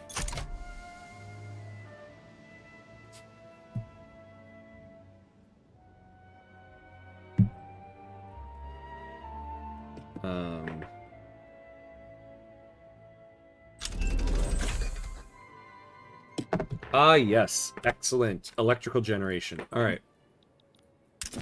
So we... Now I'm kind of second guessing. I could really use the motors, though.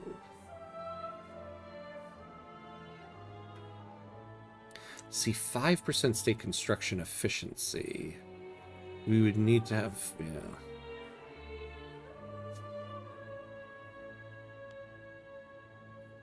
See, electrical plants that will help with saving employment. How many levels of coal can we do anyway?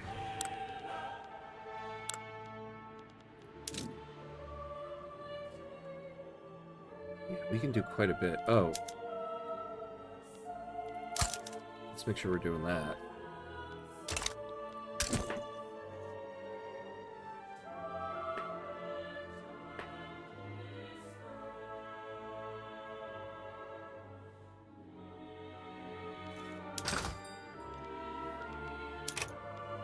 See, if we had a company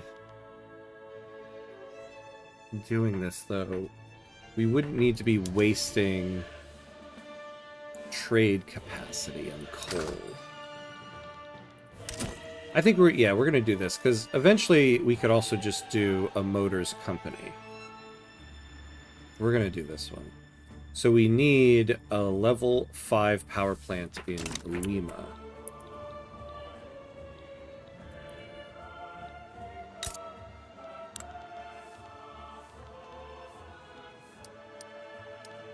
Alright, so we'll finish these trade centers. I want to get the gold out of the way here. Then we'll do these power plants. Now our budget... We haven't expanded construction, actually, in quite some time.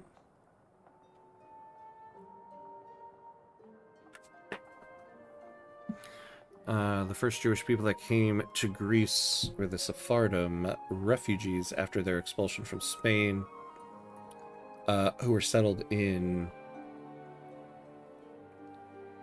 Thessaloniki. Went great, managed to rush both Ecuador and Colombia right from the start with enlistment efforts. Oh, nice. So I had a really good starting position. Oh, that's nice. That's real good. Yeah, that's kind of what we did in this run. We rushed Venezuela and Ecuador as Colombia. Then the landowners and armed forces revolted, so managed to clean them up too and push through most of the early game with liberal laws. Nice. Sounds like it was a really good run. You should go to, at some point, you should go to the Hamcord and post one of your final screenshots there. It deserves a brag post on the Hamcord. I'm talking as far back as Assyria, which is much further back than post-Jesus Jewish populations. Man, my Twitch is not having a good time today. Oh no, why? What's going on?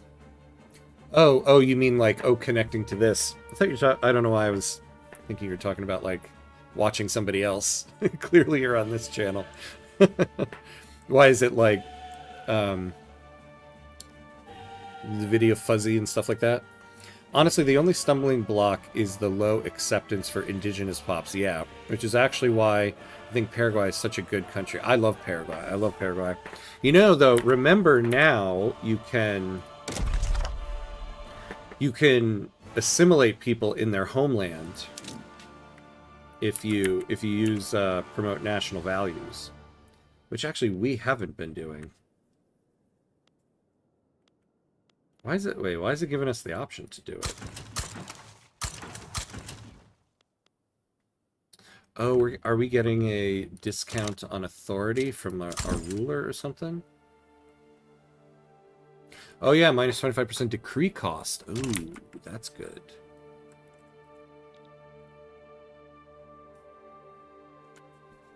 Hamcuts keep skipping comments, not sure if they are not visible. Tell me to correct. Oh yeah. Well, I mean, you guys, your debate over Jewish people in Greece. No, I thought I was reading it. Yeah, I'm talking as far back as Assyria, and then you said, yeah, and then that gets me up to your comment here. When people migrate, they marry. Fanatical monotheists do not marry pagans. Over a period of centuries, you'd have thousands or tens of thousands of partially Hebrew people. Oh, it keeps resetting and giving ads. Really? I'm not supposed to have... Yeah, I'm supposed to have like 15 more minutes of pre-roll ads off. That's not right. I don't like the sound of that. The whole reason why we do the break and play an ad there is so that I can disable pre-roll ads. That's weird.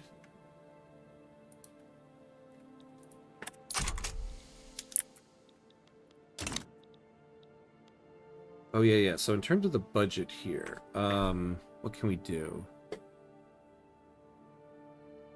So we're getting tax waste. Where are we getting tax waste? Okay, so we're getting a little bit of it. But uncollected taxes, too. All right. So we have the interest. Oh, we're actually losing money on our treaties. So we're getting 2.7k from the merchant marines.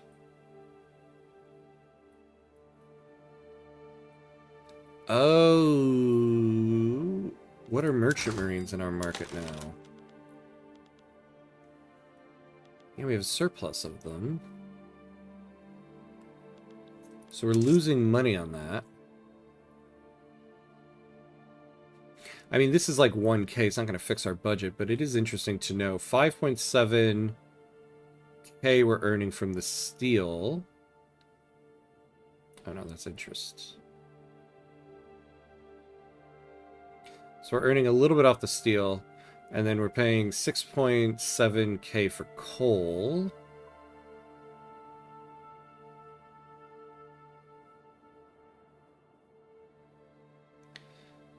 So we're losing money on the sale of coal to the... Oh. You know, I kind of forgot we're selling 200 coal a week here. We need to reevaluate this.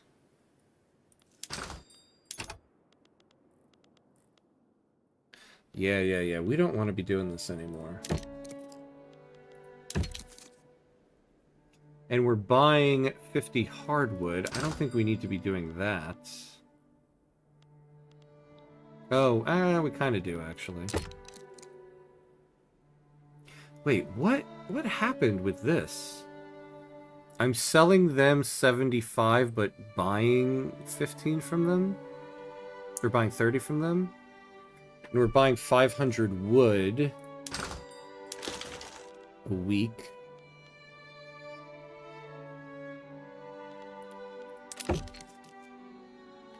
Alright, we need to reevaluate this. Let's renegotiate this treaty.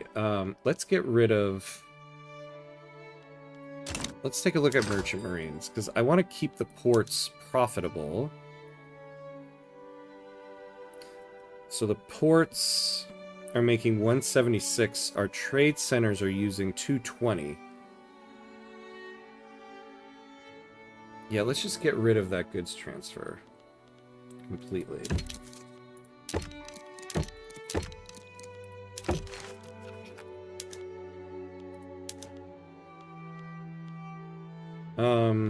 Let's reduce this to like...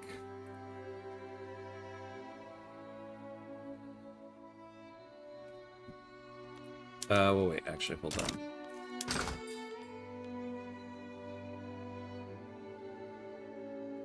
Actually, wait. We might keep that, because what we can do is we can get rid of some of our logging camps. We don't have enough people. Like, let's look at Antioquia. Yeah, we're using 31,000 people here.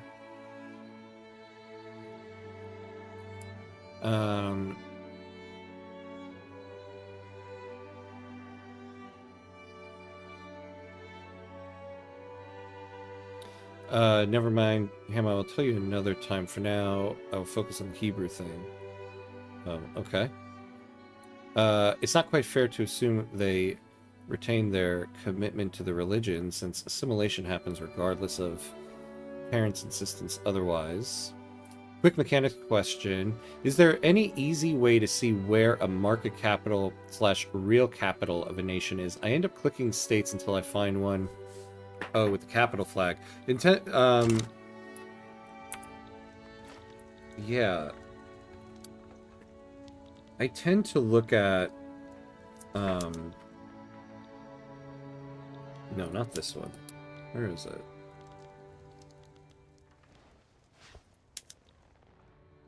I don't know. What is the one I usually look at? Why am I, oh yeah, there we go. So I think usually the world market access is where... Oh no, is that...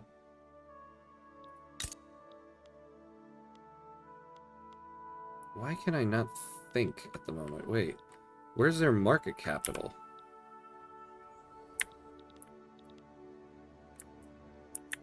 Like here, yeah, market capital. Oh, I guess that's not it.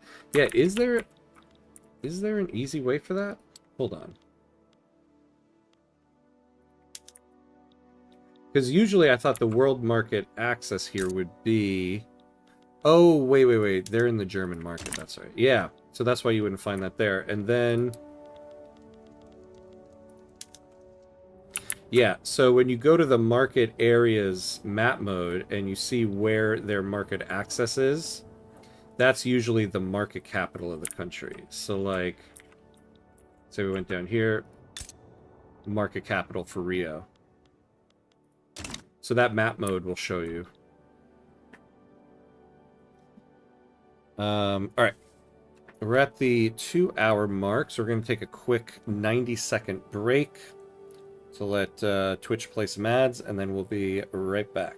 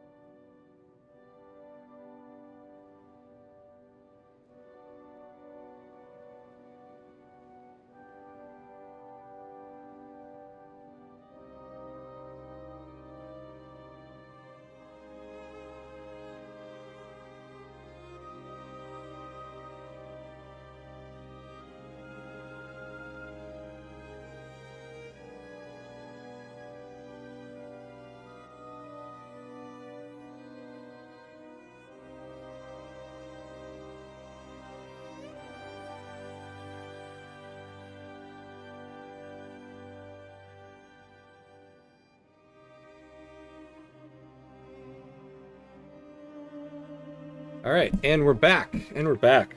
You know, we've only had one barbarian at the gate. I'm kind of surprised. I had that counter on there because I figured we would have quite a few. Ooh, I'm a little behind here in chat. Let's see. I'm so sad I saw that the release date for Iberian Twilight was December 11th. So, I thought it was tomorrow, 11/12. Curse you, North America, and your objectively stupid and incorrect date format. Oh, that does suck. That does suck. If you were excited, you were all ready for that one. Yeah, we can blame the Greek Romans for that one. The reason the Jews still exist in their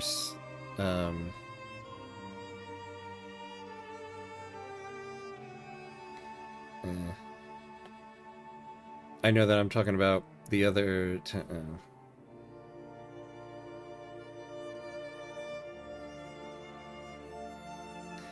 They say I want to learn how to use. Oh, basically, I want to learn how to use naval blockades. I need to see what harbors block. Oh, yeah, for naval blockades. So that's because what you have to do is. No, this isn't what I want. So for naval blockades, yeah, you have to block where this market access point is, and then you have to go to the nearest sea node. So that's what you do. You pull up the market areas, map mode, you look for this little icon, and then you block it. Sometimes it's a little difficult to figure out which one. So like for Denmark, it would be right here. Like, yeah, Germany is one that's always like, could be this one, could be that one. It's usually this one. But that's what you do. You look for this icon, and then you block the closest sea node. Yeah, this one is interesting. What would be the closest one? But then, during the war, the way you find out, too, is you go here, and you'll see the percentage of the blockade happening.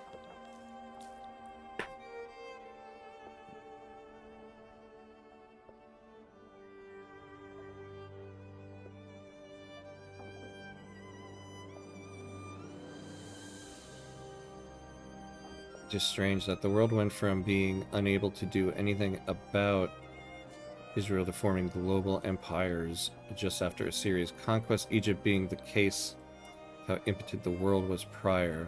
Egypt had its own empire, Babylon also before Assyria, the Mycenaean Greeks, the Chinese were doing their thing, but yeah, not many proper empires when the world population was a few dozen million. I mean, I would say Egypt definitely had an empire. I guess if you're trying to split hairs between empire and civilization, but they were one of the major civilizations of the world. At least at one point. Alright. So we still didn't fix the... Oh, yeah. What am I doing? So we were going to fix that treaty. Oh yeah, I forgot what I was doing. Yeah. So we want to see if we can lower the number of logging camps that we have to free up some workers, because it will keep this deal from the US.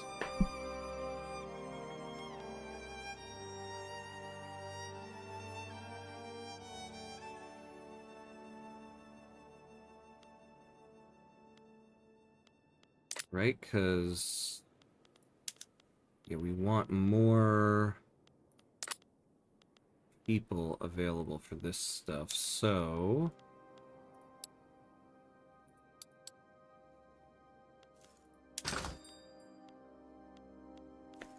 and I think we'll kind of go across the board here.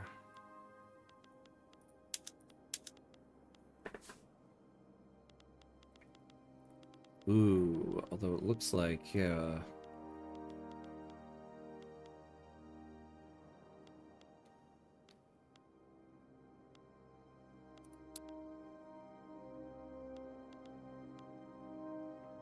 oh, they've all kind of been bought up by the Hudson's Bay Company. Yeah, the Hudson's Bay Company has built a crazy amount here.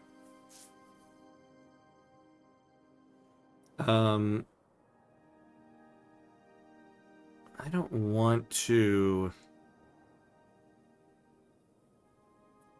want to have to spend money to buy these things. I swear, of all the regional HQs to have in your country, the Hudson's Bay Company, I feel like, is always the worst. Every run we have, when we have the Hudson's Bay Company, it's just nothing but trouble.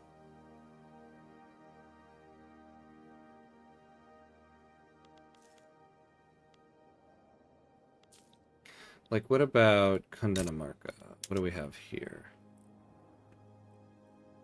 Yeah, we're using 25,000 of our workers.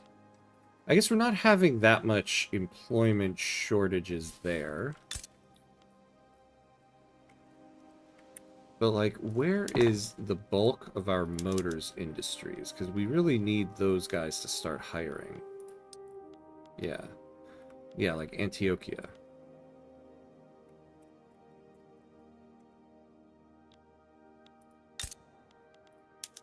They need a better productivity.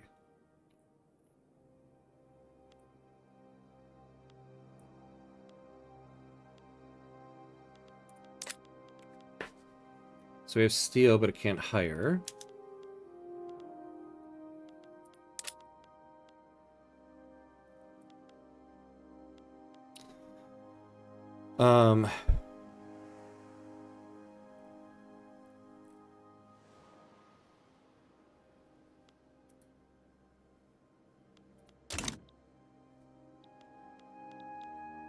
So going back to this deal, let's stop selling our coal. Let's get these things out of the way. Let's lower these guys by 200.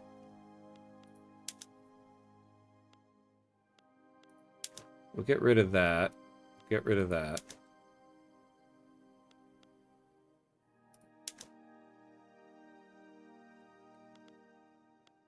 And it's really just the investment rights that they want. We could just outright cancel this deal. Is this still binding? Oh, we can get rid of Great Britain's investment rights, but the trade privileges are part of it.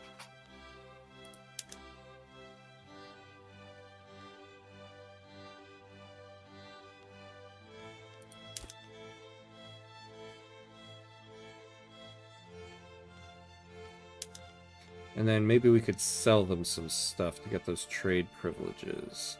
I would like to get rid of their investment rights at this point. The Hudson's Bay Company is killing me. Hey, why don't we sell all that surplus wood back to you? No, that doesn't do it. What are they willing to sell us? Oh, fish! We could use that. Why don't we do, like...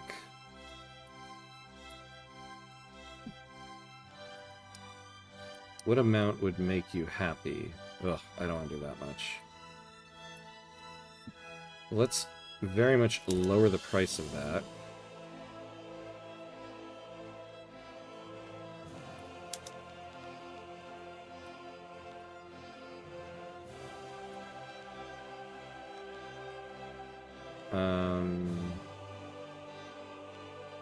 There's nothing else I want to buy from these guys. Yeah, they're still not going to take it. You know, I think, yeah, we're losing Penn from being infamous. I forgot. Alright, we're going to wait. I forgot about all that. We're going to wait because we're currently infamous. So, what are we at? 26.8? We'll get there shortly. Hey, Dove Twitch. Hello, hello. How are you, my friend? Good to see you. Good to see you.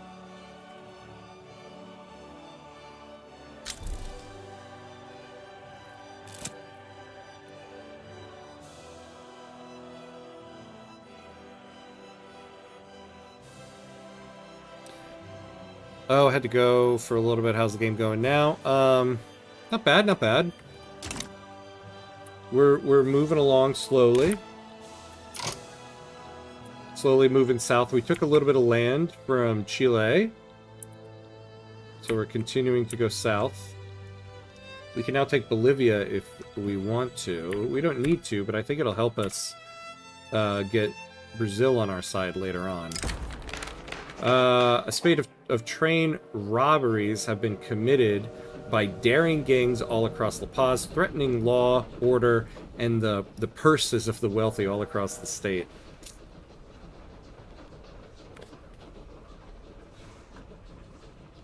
Need to lose 5% authority.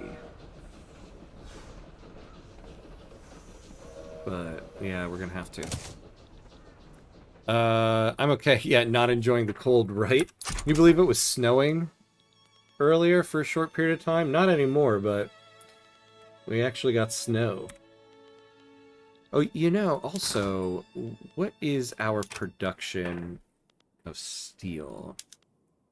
Yeah, we're not even a significant producer of it. That's gonna be tough. Also, EU5 has ruined my life. Yeah, tell me about it. It's like pretty much all I've been playing for like a week now. It was freezing last night, yeah. Ooh, look at this. Another mass migration. This is exactly what we need. It dropped below 32, so I believe. Yeah. See, sometimes, though, it's hard for me to tell, because in my apartment, they, like, blast the heat. And I feel like they're doing it because all last winter, our building did not turn the heat on for most of the day, and people were freezing. And and they got reported to the city quite a bit. So now I feel like they're just blasting the heat nonstop.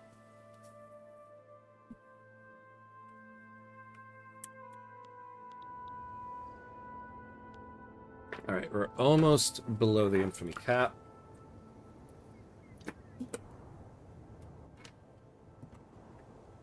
You know, we are actually first just going to go ahead and withdraw from this. We'll fix the trade privileges in a moment.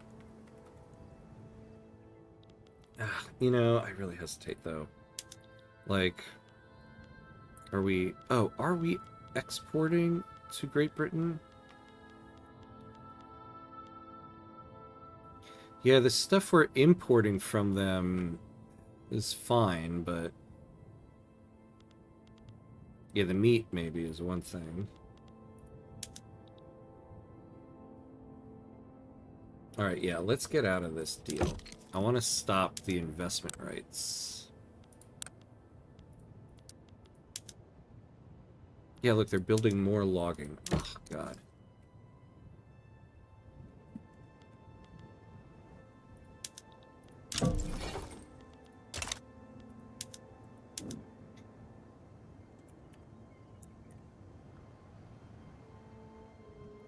There isn't enough time in my life for EU5. Still only 150 years on my first campaign. Yeah, I keep, like, restarting campaigns, trying new things out. I need to, like, just sit down and dedicate myself to one campaign.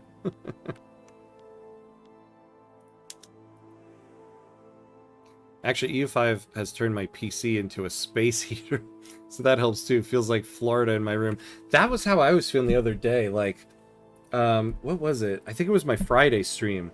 It was like hot in this room, and whenever I took a break, I would go, when I would leave the room, it would be like so much colder. I feel like my computer here is like heating this little section of my room here. Oh, look at this. We are getting quite a bit of mass migrations now. This is exactly what we need. I am in 1641. Oh, wow, Maximilian, yeah, you've really gotten far in your run there. Nice. How is your run going? We were talking about it on the ham court at one point.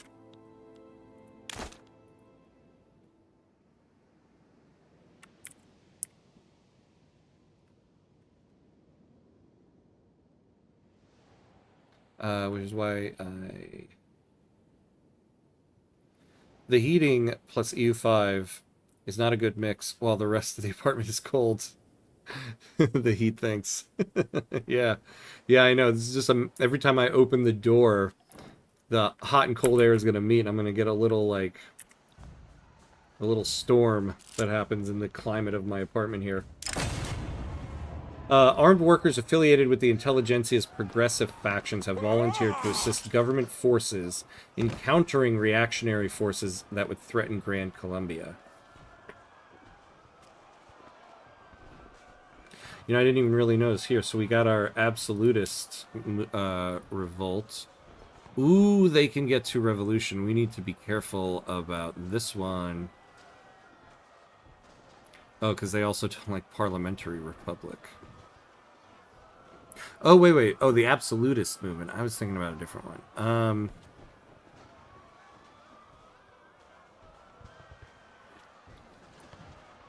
Oh, and well, they only have 12 forces, so...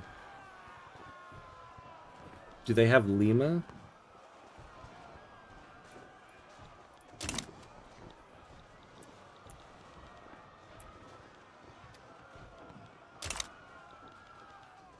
Yeah, they do.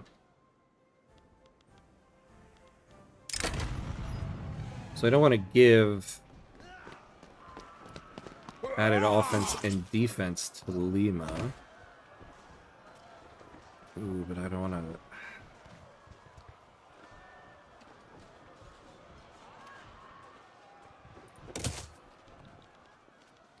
Okay, so this is a little concerning.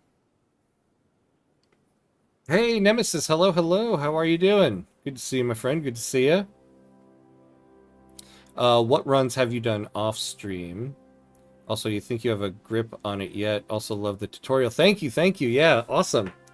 Yeah, so I've done off stream. I'm kind of annoyed by this. So I was doing a Castile run, and so I was doing that, and I guess I hadn't set the run as a cloud save. Now, I move between my PC desktop and my MacBook Air laptop. And so on my MacBook, I play it on GeForce Now. So I had started the run on here. It wasn't in the cloud, so I couldn't play it on GeForce Now on my laptop. So I looked it up, and I was like, oh, you can move... you could move the save file into your cloud save folder, and it'll cloud save it. And I did that, and it did. So then I loaded my Castile run on GeForce Now, but I guess the setting is still set to not be a cloud save. So I got very much farther in my Castile run on GeForce Now, but it's not uploading it to the cloud. So now I can only play it on my laptop on GeForce Now and not on my desktop. So I then moved on and started a Holland run. And actually, Holland is proven to be a lot of fun. Holland's proven to be a lot of fun. I think I'm getting a pretty good hang of it. I'm now playing without automated trade. I'm trying to really figure out the trade system. So I'm trying to do manual trading, and it's interesting.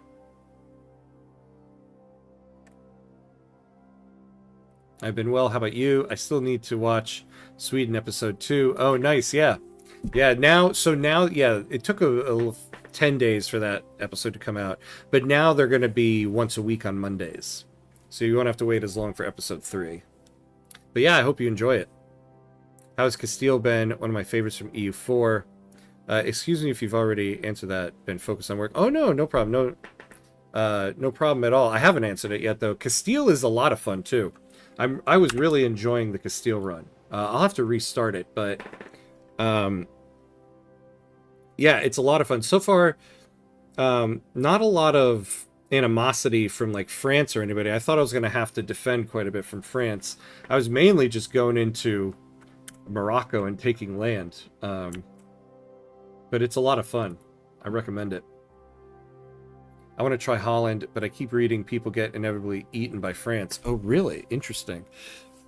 What's interesting about what I like about France, or what I like about Holland, is you're only starting off with a couple locations. So in terms of like a small country run, it is kind of like a small country run, and there's a country-specific achievement to it, which is kind of what I want to do right now.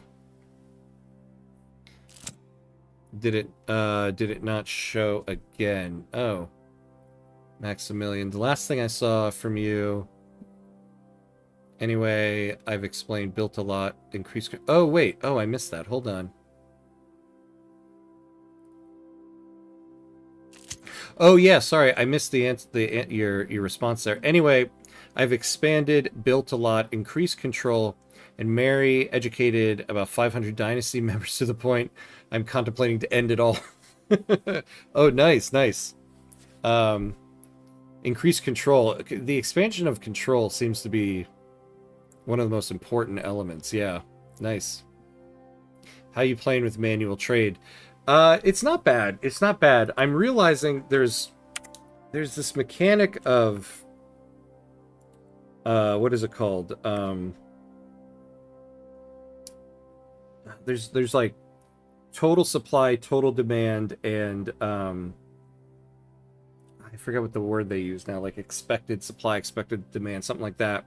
And so the actual total amount of, like, let's take your supply, the total amount you're producing and the total amount that you're importing isn't the actual amount that gets factored into your market price. It lowers the amount that you're getting from trade. So the whole market price thing is a little interesting. So the trading itself is kind of interesting, but there's this mechanic I'm trying to understand to figure out exactly what I can do to get more of my imported goods added into my market price. The universal suffrage reform threatens the power held by many leading figures in Gran Colombia, some of whom are using the political connections they have to obstruct its passing. Yeah, we're gonna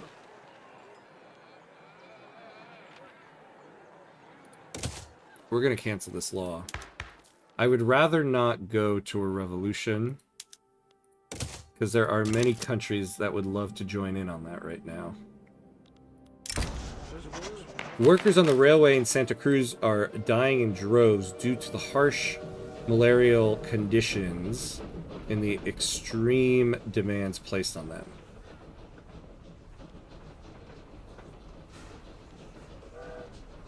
Minus 50% state construction in Santa Cruz for 5 years.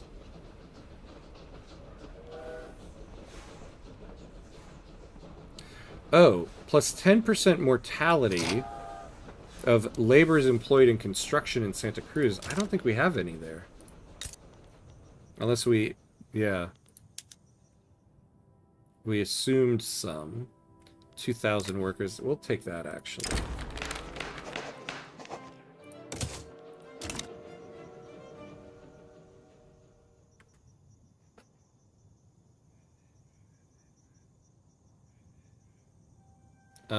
Ooh, I missed quite a few here. I want to do Dutch run and build holders everywhere. Only the Dutch can build it. Oh, interesting. I don't even know about that yet. I'll have to look that up. I'm missing having a few locations. My Florence run has expanded quite a bit, and the game is a lot. I've heard, though, Florence is a lot of fun, though. I meant, are you playing... Oh, on an older version. No, the Holland run I just started... Actually, no, the Holland run, I think, is missing one hotfix. The Castile run is missing quite a few at this point. I think my Holland run is missing one of the hotfixes that went out, because I just started the Holland run, I think, 2 days ago. Holland probably needs to be extra sweet to England to stay sovereign. Yeah, I am increasing relations with England quite a bit. I'm actually increasing relations with England and France in that one. Why would anyone do manual trade? Pure masochism. Exactly. I love to... Well, I would like to do a trade tutorial video, so that's also part of it, to kind of get more of a handle on how trade works.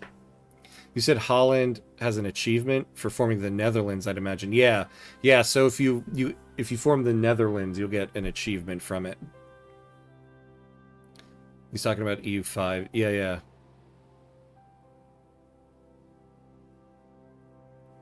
Oh no, I think Nemesis was asking, like, in terms of the hotfixes, because there's been hotfixes flying at us left and right every time you load up the game. It's like when Victoria 3 releases a DLC.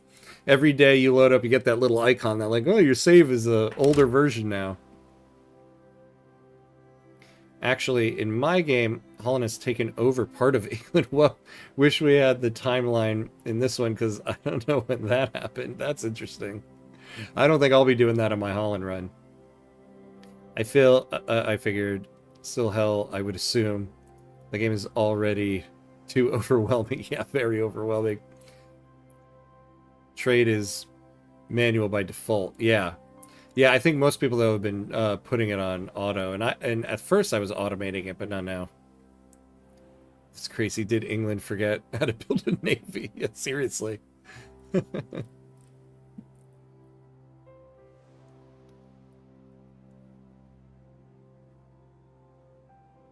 Anno soon. Yeah, I saw a vid drop today. Yeah, I can't wait. We're going to be playing some Anno 117 on Friday. I'm excited. I think for some reason England is specifically having trouble with boats. I've run a few observes, and I watch AI naval transport just fine, but England won't for some reason. Oh, that's interesting. England, of all places, is having trouble with their boats.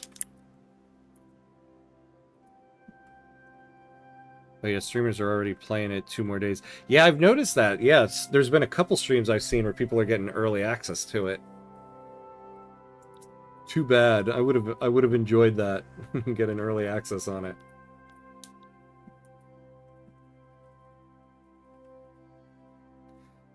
Name one reason not to automate trade. Well, I'll give you 2 reasons. One, I want to learn the trade system. So you're not really going to learn if it's all automated. But 2, so I've noticed that just like in Victoria 3 here, you want to lower the cost of your construction goods. And so for instance, like lumber and masonry, if the price is level, the auto trade is not going to continue to lower that price. And if you build more like logging, they're just going to make the price lower. The auto trade is just going to lessen the amount that they're importing it. So I would like to have a surplus of lumber to see how that can affect, how much that will affect the costs of my building. And so the auto queue won't do that.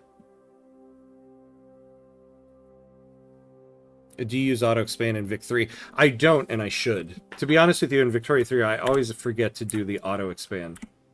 I should do it more. I think mainly because I play with small nations, and there comes a point where you have to strategically build things, so the auto expand isn't always great. But in general, I should use the auto expand much more in this game, and I don't do it.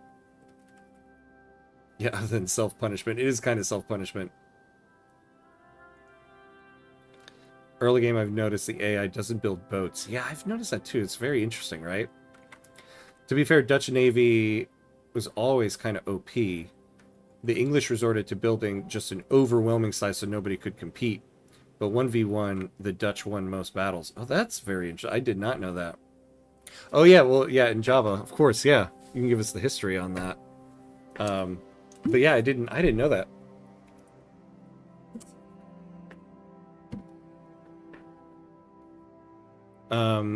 You get more institution spread if you manually trade. Oh, yeah, and with a nation that has that institution, that's another great point for manual trade. Yeah, you can kind of manipulate what institutions you get spread to you. You can also automate production and manually control trade so the burghers don't turn everything into wage slaves. Yeah, this is true too. I have auto production methods right now, but eventually I think I might start turning that down too. Especially if you're in somebody else's market. I think there's a benefit to that. Yeah, love the Dutch quality, that's right. Michael de Ruyter did, but after his death, not so much. Oh, wait, I don't know what you're referring to there. Alright, we're having infrastructure issues.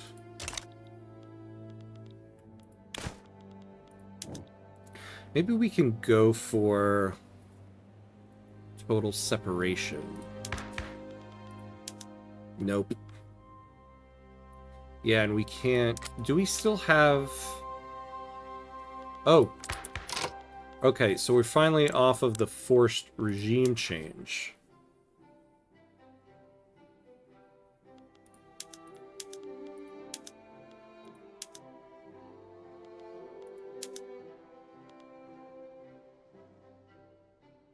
Yeah, let's put these guys in here.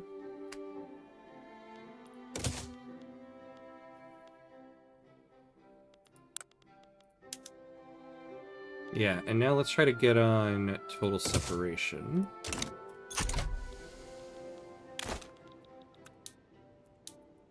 We gotta put some stuff in the build queue here. Problem is we don't... Well, we can use another railway here.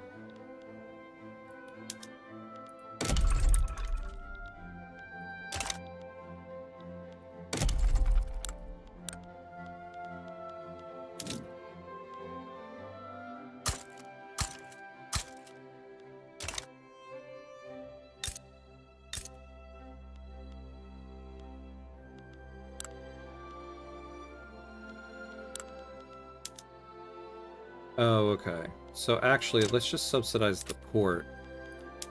And we don't need this.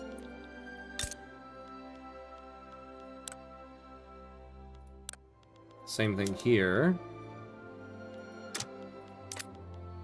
Although that being said, yeah, no. So we'll keep that, but what we really need... Oh, also, yeah, so we're building all of these things. We need motors. Let's get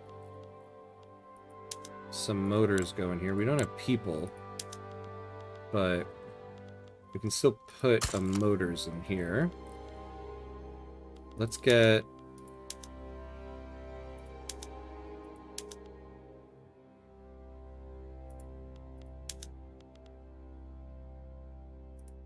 Let's get electric sawmills so that we can start utilizing the power plant.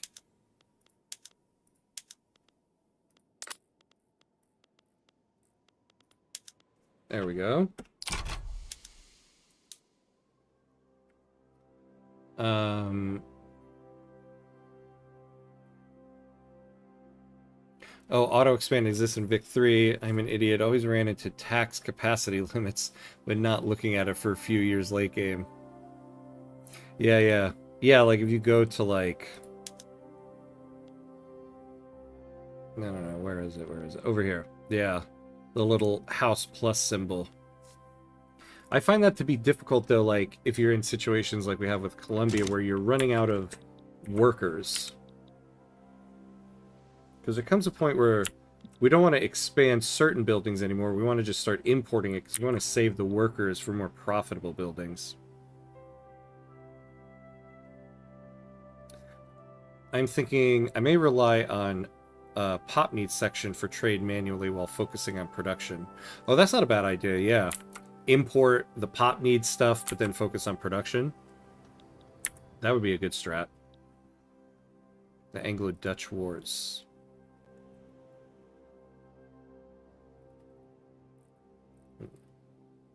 I realized the other day while playing EU5, all these other Paradox games have been paid market research for EU5. Oh yeah, it really has the best of everything. The others might be deeper in their systems, but everything is enough. It does, yeah, I was seeing that, where was I seeing that? On one of the Reddits. Maybe it was the EU5 Reddit, but it might have been the Victoria 3 Reddit. Where someone was talking about how... yeah, EU5 kind of seems like they took the best of every Paradox game and put it into EU5.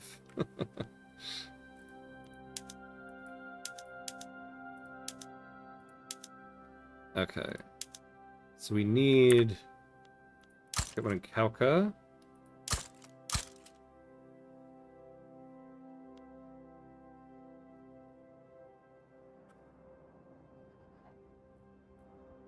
Yeah, 3 more. How much should we get for each of these? 65, so we should be okay. Oh, and we can... Oh, no, we don't have civilizing mission. Okay, when we finish civilizing mission, we can start doing the canal. How are our colonies doing here?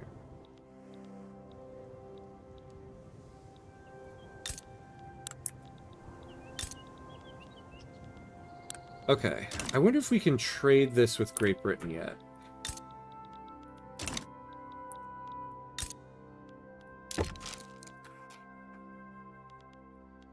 So you give me British Guyana, and we'll give you Well, if we give you Panama, look, see, look at that. We would, if we gave them Panama, we would only gain plus 14 acceptance. Like, we gain more acceptance from a power block embassy or investment rights than giving them the entire state of Panama.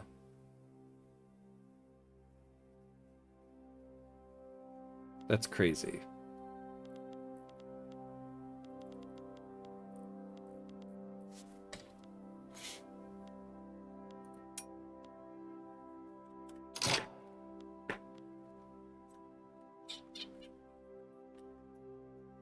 You know what, though? We're not that far off of this deal.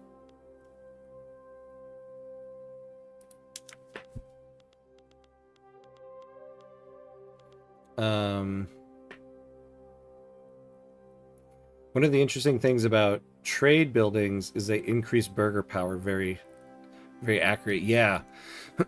I've realized, too, yeah, the beginning game is kind of like, I really do need to start empowering the burgers. And the trade buildings really do that. And that's the other thing, too, I've really seen with manual trading is increasing that trade capacity is so vital. So doing manual trading kind of helped me realize that. All right, is there anything of theirs we can buy? Yes, that's what I've been saying. Yeah. I was just about to ask about the canal. Yeah. Yeah, I would like to do the canal. Although, to be honest with you, if I could get British Guyana in exchange for Panama, I would totally do that. Generalist got a great tutorial on auto expand. Oh yeah, for Victoria 3. Yeah, yeah. It's been a while since that one came out, but it probably all the mechanics probably still apply to it. Who wants Panama and its mosquitoes? In this time period, everybody did in order to build that canal. Can we get any acceptance if we take your tea?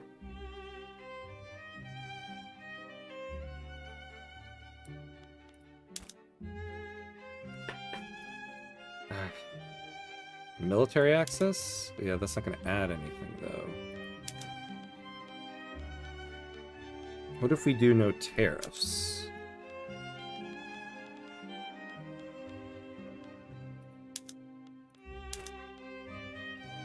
So now, no subventions.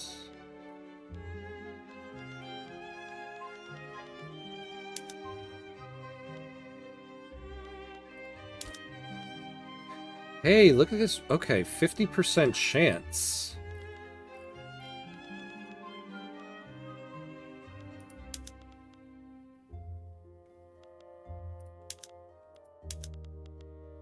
See, I'm surprised they don't just want...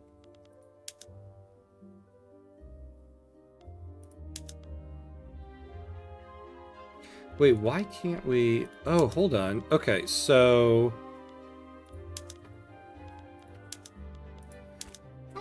Oh.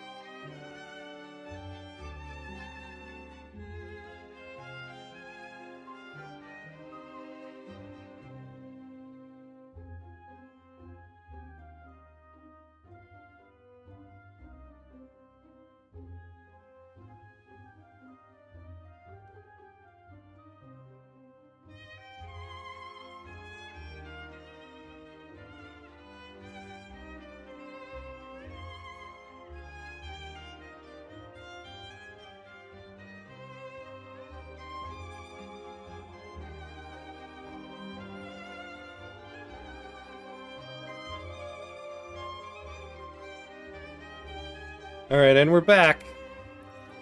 Let's add it in. Look at that, 2 barbarians at the gates. Not bad, not bad. Alright, what did I miss here? What did I miss now? Need to watch this, thanks. I just need for government and railways. Check it. Less to run into deficits. Yeah. Oh, Maximilian, if you're still here, I'm catching up on chat, but good to see you, my friend, as always. I'll see you next time. Also, investing in stability in the budget so I can marginalize the idiot nobles. Yeah, that's also a good strategy. Would you say there's a trade modifier that's most important? In EU4, trade efficiency was king, but that doesn't seem to do much in this one. I'm thinking trade advantage is most important.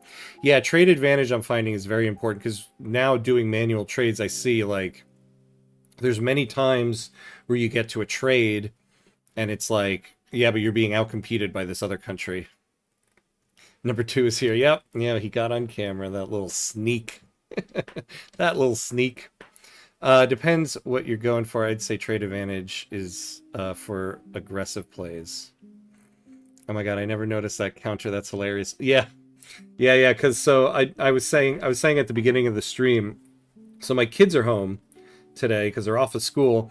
Normally I just cancel a stream when the kids are home because it's hard to stream with them here, but I was giving it a try. So this is the counter for how many times the kids have interrupted the stream, which I have to say we're near the end, and only 2 interruptions. I was actually expecting this to be much higher. All right, so look at this. So if we do a non-colonization agreement with Congo, we can do this.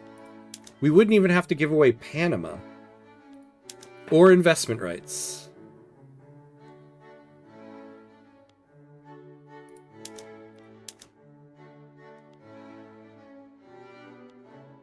Look, we have a 90% chance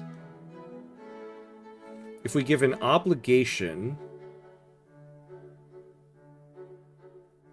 See, I'd like to stop the investment rights. We might do this. Power block embassy and non-colonization agreement for Congo. For 5 years, and we get British Guyana. Let's do it.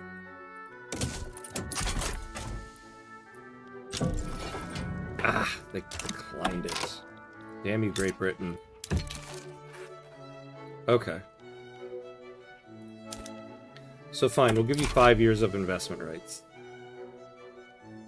When can we do this again? January 1st?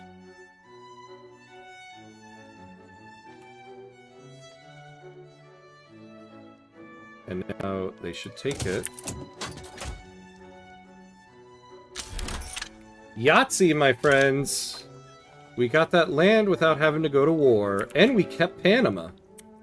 Okay. That's not bad. The defenses held up. Yeah, the defenses did hold up. That last one is my fault. I didn't lock the door. Although I guess I forgot to lock the door now. Yeah. Had pretty good defenses.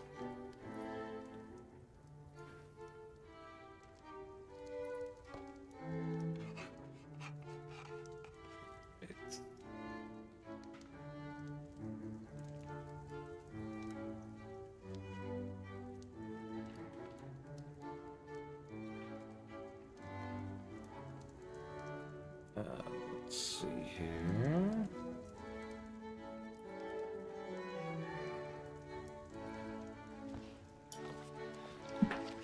Alright, so we got that. So now, France will be a little bit of a different story. They don't like us. But you know, now, we can start becoming friendly with Great Britain.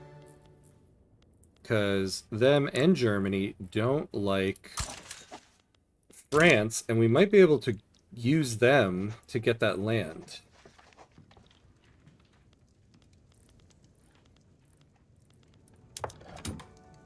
Ooh. Oh man, we are about to... Oh, we already lost prosperity. Oh man, I wasn't paying attention to this thing. Ugh. Yeah, we have way too much iron production. We're not getting a good productivity in it.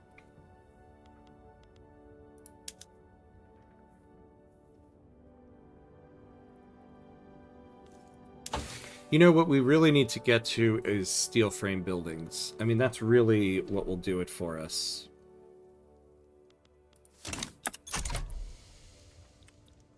Because that will really create the demand for steel and raise the productivity and all of that.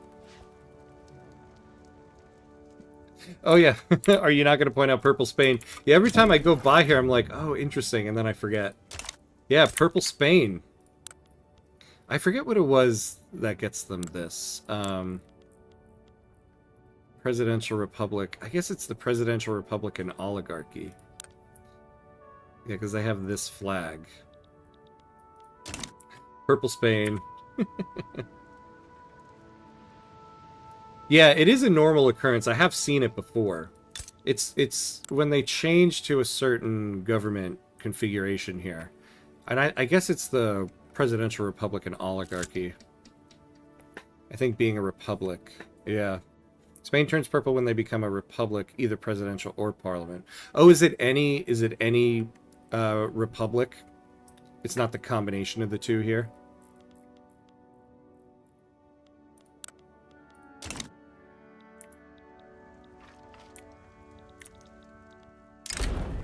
A popular North Andean newsletter has released a statement by Francisco Monagas endorsing several poets known for their sympathies to the intelligentsia's interests.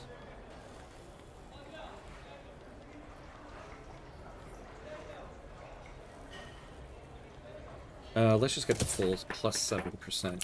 You know, okay, now that we're not infamous anymore, let's go back to this deal here. We want to get rid of a lot of the articles of this deal. Yeah, we're going to get rid of the coal. We want to get rid of these two elements here. We're importing 30 from the treaty and exporting 75 of it.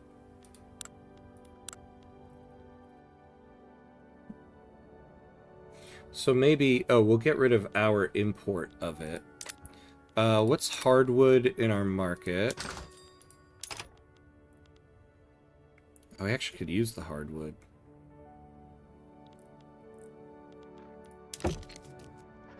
Oh, yeah, yeah, and then the regular wood.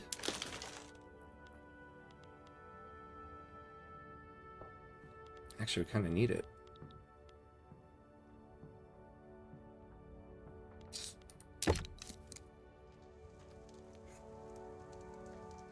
Alright, let's renegotiate this. What's the deal here?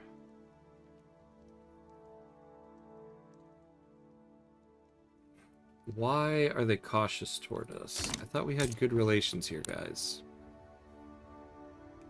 Is an unknown factor. What? We've been friends forever.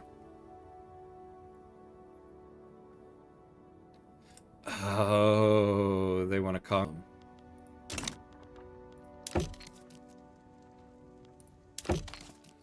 Alright, well, let's see what we can do here.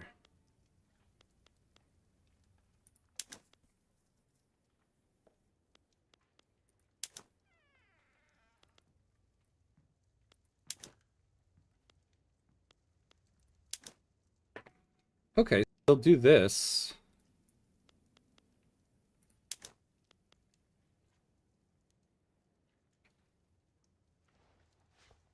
Alright, let's try to do this deal. It's only a 30% chance. They'll probably say no. But then we can always come back and do the investment rights. Let's see what they say. Nope. Hey, reverse ham cuts. Hello, hello. How are you, my friend? The Confederate won against They won again in your run, yeah. Not yet, and they won. And I think there was actually a second war where they got Kentucky. And yet, the United States is still pretty powerful. And they are not. I'm surprised the U.S. just doesn't come and take them over. Alright.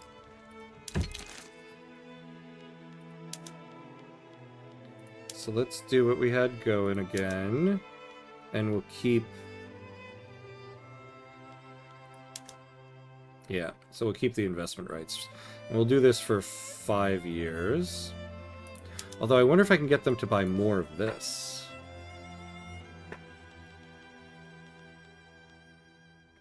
Although we're not making enough as it is.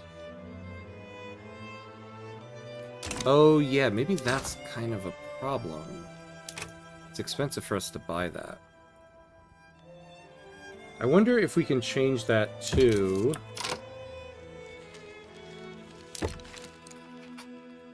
iron.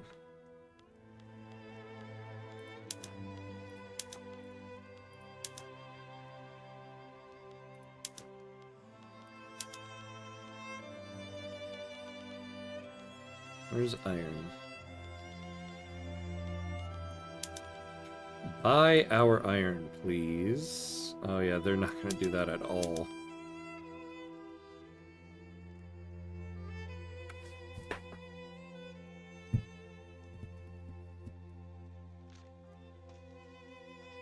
Alright, let's do this for 5 years.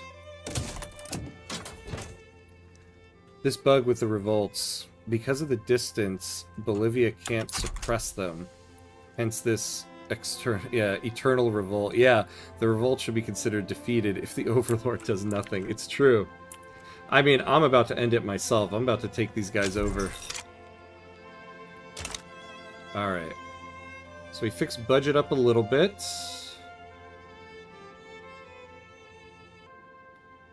Santa Cruz has uncollected taxes. Yeah, so...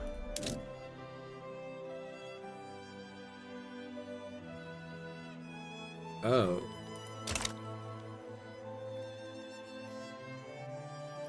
Yeah, let's get rid of some of the road maintenance.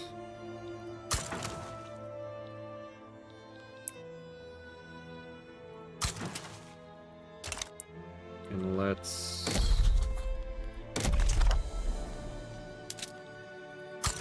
This violent suppression here.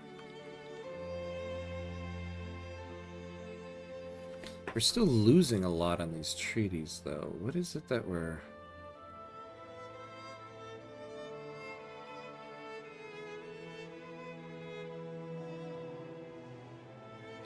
Oh my god.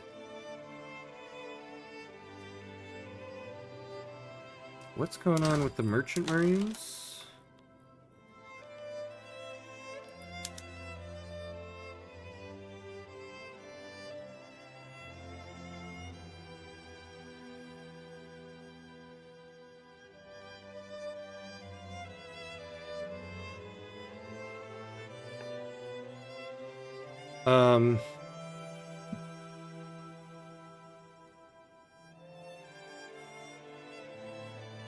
Why are our trade centers importing them here? Is it cold there in New York yet? Yeah, it's very freezing. At the beginning of the stream here, it actually was snowing. It's not anymore, but for a brief period it was snowing here. It was very interesting for November in recent times now. Yeah, we're now losing quite a bit on this. Okay.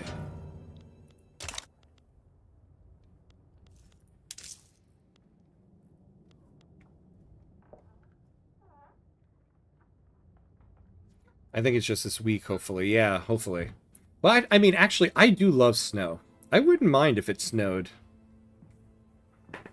Oh, no. Surviving bugs. There's surviving bugs. That is the name of every Paradox game. Surviving bugs. Surviving Mars still has some bugs. Yeah. I mean, I think that was to be expected. Like, do you remember when Below and Beyond came out?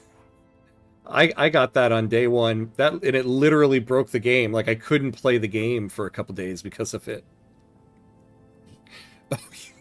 Surviving bugs is actually Bethesda. Well played. That is so true.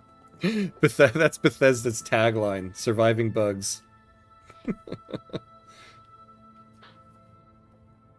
Which country in the Americas haven't you played yet? Well, I haven't done some of the Central... I mean, I've played Central America. Yeah, I've played Central America, so that doesn't count. Actually, I've never done a full-on Canada run. I was actually thinking I might do Canada for one of the streams. I've never really done a serious Canada run. So that's one I have to do. But other than that, I've pretty much done... Actually, you know what? I've never done a serious Argentina or Uruguay run. So these two I have to... I've done, like, maybe, like, the first 30 years of Argentina before. Uruguay, I haven't done a legit one. Apologies to you, my friend. I'm having an issue with that DLC. Yeah, man, Below and Beyond I do like as a DLC now. When that first came out, oof. Oof, was that rough. Peak Bethesda is releasing an anniversary edition that breaks everyone's games month. Yeah, right? Oh my god. Oh, Bethesda. Oh, Bethesda. Yeah, that's why I think no Paradox gamer can complain about bugs when we have Bethesda around. The asteroids, yeah. Yeah, it was awful for a little bit there. It's quite funny that due to a subject you always give money to Great Britain, you encourage to go independent instead of going historical. Yeah, that's true. And they end up bankrupting you to a certain point. Yeah, Uruguay, you have to be a specialist in this game because you barely have a population. Yeah, that is tough. Although that's kind of the same for when you start as Paraguay. Remember, Paraguay isn't quite this big when you start.